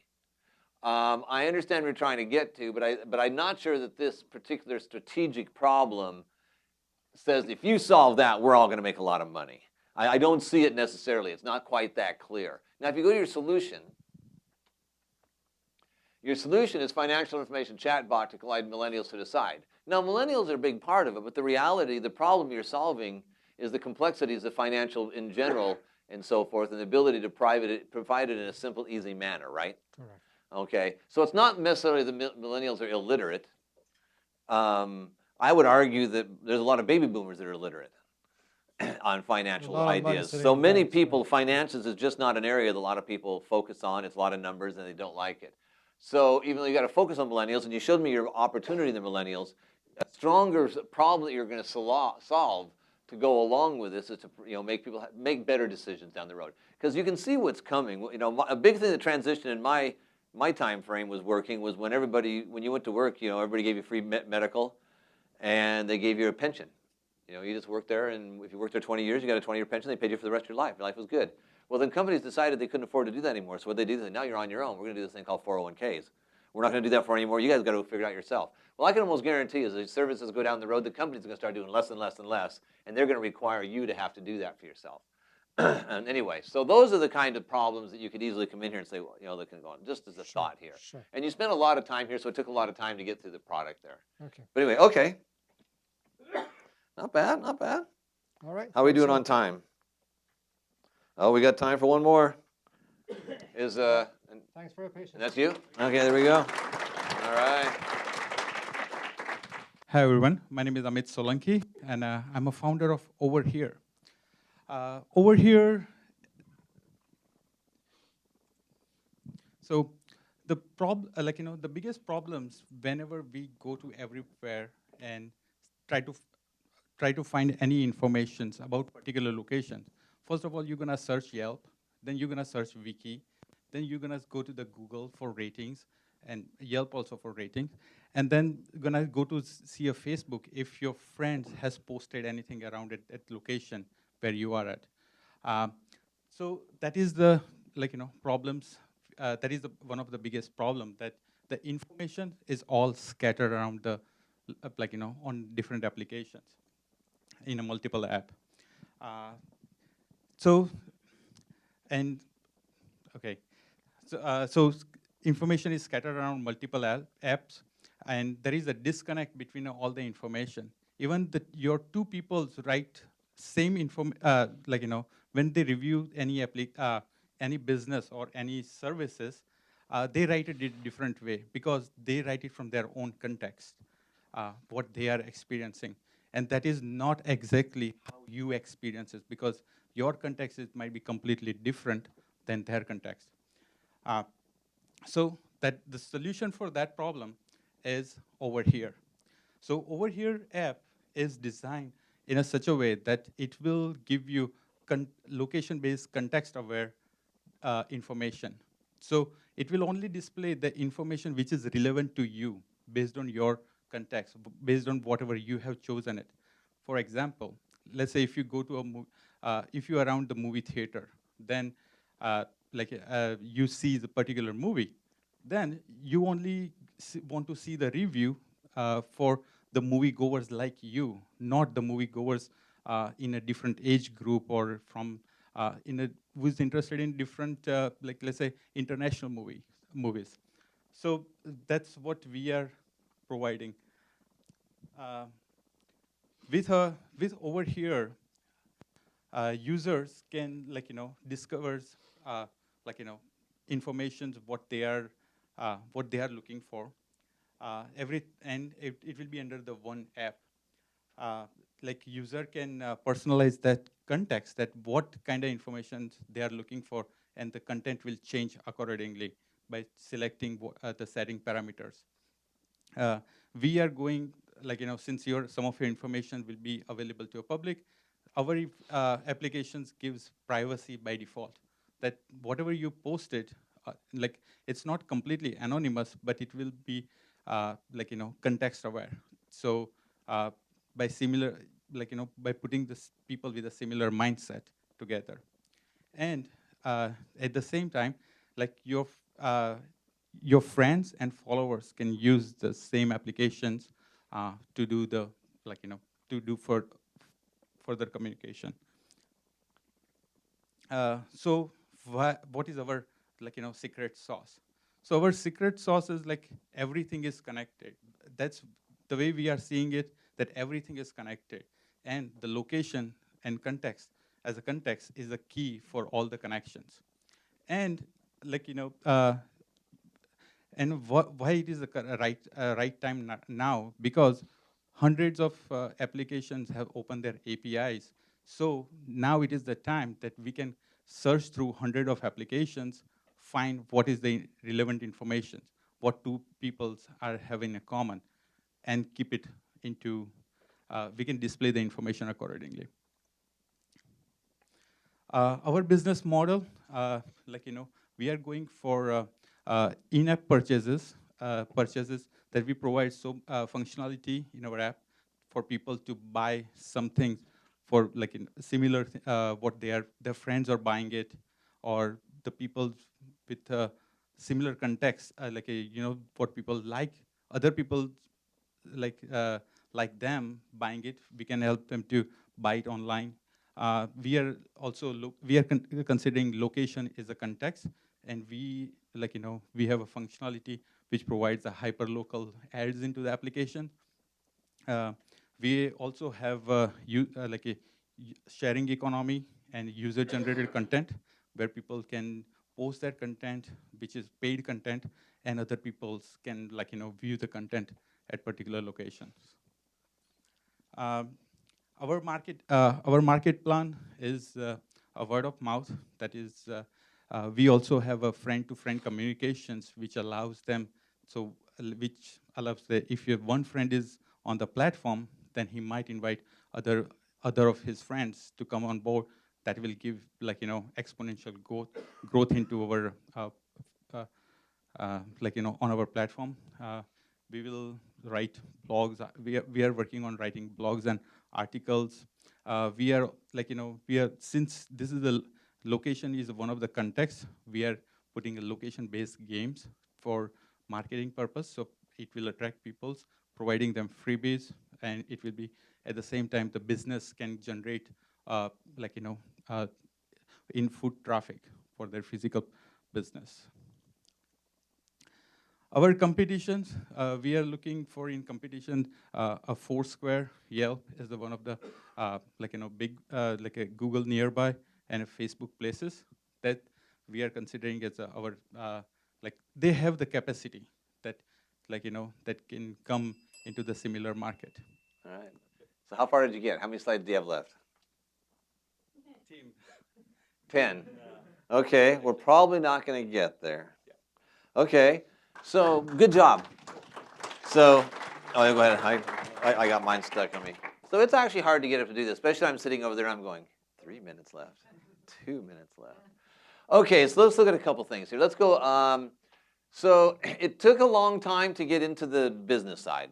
Again, what's the first thing we're really trying to do is we're trying to move there's a business case here.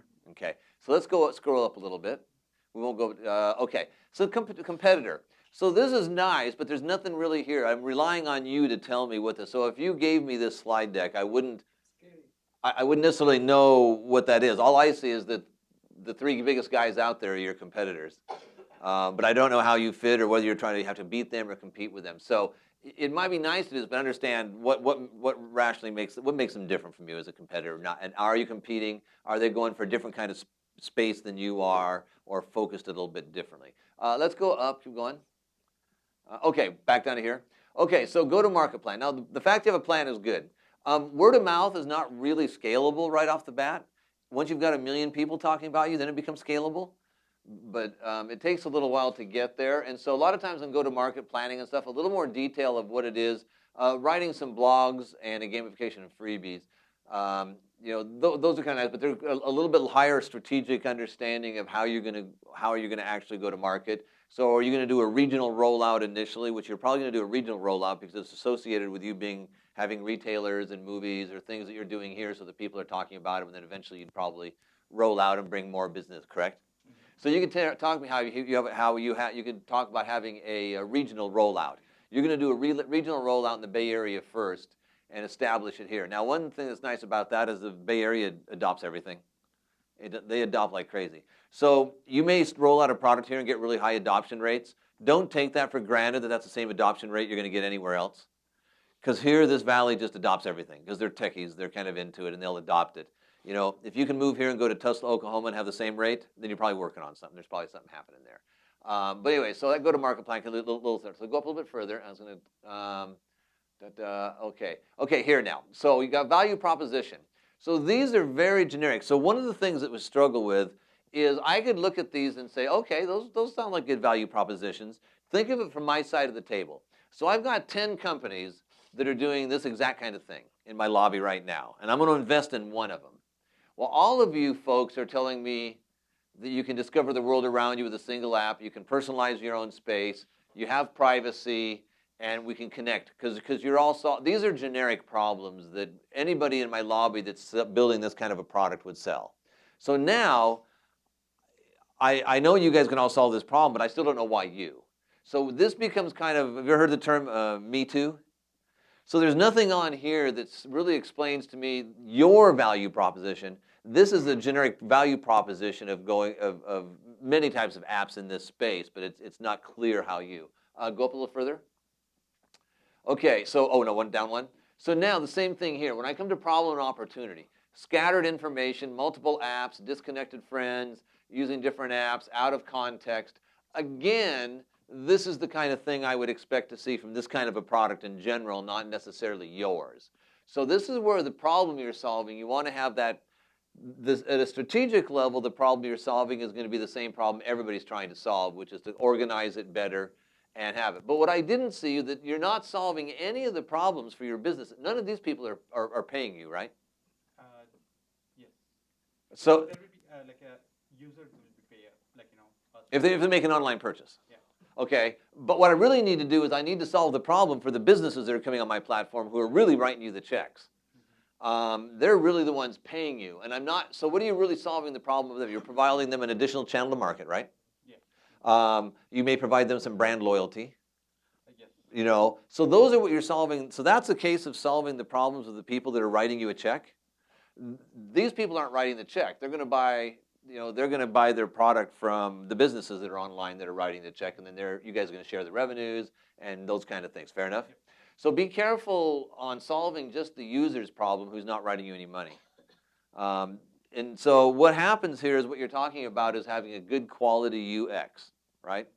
So 5 years ago, you got credit for having a good quality UX because they were rare, but now they're expected. So if somebody says, we've got an amazing UX, well, I expect that. You get no benefit for that.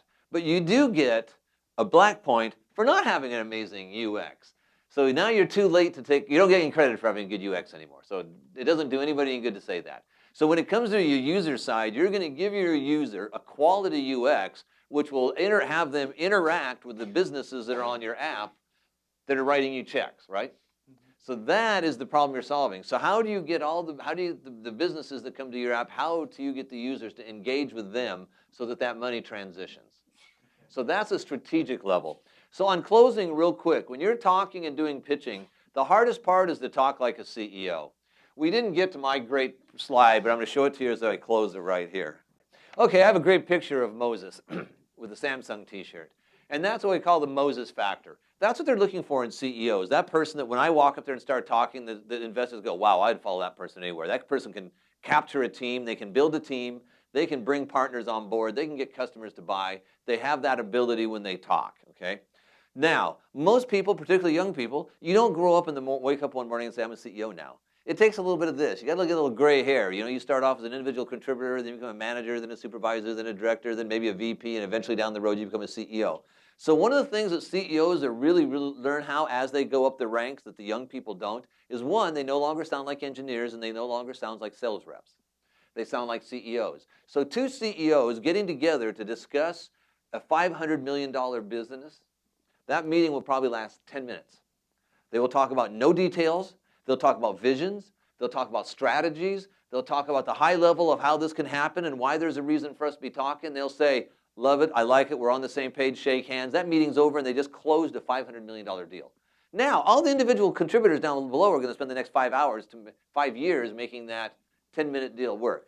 So as a CEO, you need to be able to come in and clearly, concisely state your value propositions, your opportunity, your vision, why we're here in a very simplistic manner. And the reality is the shorter period of time you can do that and do it clear and communicate your business proposition and your business case, the better off you are. You will never go to a CEO meeting and they will spend 3 hours walking you through the ideas of stuff. They don't have time for that. They've got 10 minutes to have a meeting, close that deal, and they'll pass it on to somebody else. So keep that in mind. Stay at the high level. Don't really need to know all the details of what all your screens can do and how you interact and so forth. That's the stuff we want to talk about on the next meeting. What I want to know is you have a great product that people love and it works good. Fantastic. How do we make money? Move on to that part of the topic. And if somebody says, you know, I really like your app, but you look like everybody else's, I'd like to know more about your app. Beautiful. We'll come with my CTO tomorrow morning at 1 o'clock and we'll talk about all the details. So don't spend the time going to the details. You don't have time. You want to get through there and you get quickly. So high level, what we said at the early, you know, you got to do it with confidence. You got to have a good, clear, concise message and understand what the purpose is of that pitch. It's not to sell it right now today and get a check, although it's in the back of your mind. It's like going and hiring. When you're going to get a job, everybody's been there, you know, especially when you first start looking for jobs, you go in to have your interview, and and all that's going on in your mind is hire me, hire me, hire me, hire me, hire me. And then the person says, so do you have any more questions for? You have any questions for me? Oh, no, you got answered. Oh, we're good. We're fine. I'm good. Yeah, I got a question. Where do I start? I'm good tomorrow. You know, anyway, so that's all I really got for you. You know, the pitching thing, it's difficult. It's really more of a personal thing than anything. But if you've got my business card, if you didn't get my business card, you can just go to Gary. I'll give you the easy one so you have to try to spell it. Gary at SouthValleyAngels.com. Send it to me. Tell me you're here. I'd give my GLJ group. And everybody says, how do GLJ? Is that? Anyway, Gary at South Valley Angels. Send me an email. Tell me you're here tonight, and I'll send you the slide decks. And there's some more stuff down here about ecosystems, but I'll ignore that. We'll skip that. Let's give it up for Gary. Right. Once again, let's give it up to our presenters today for stepping up.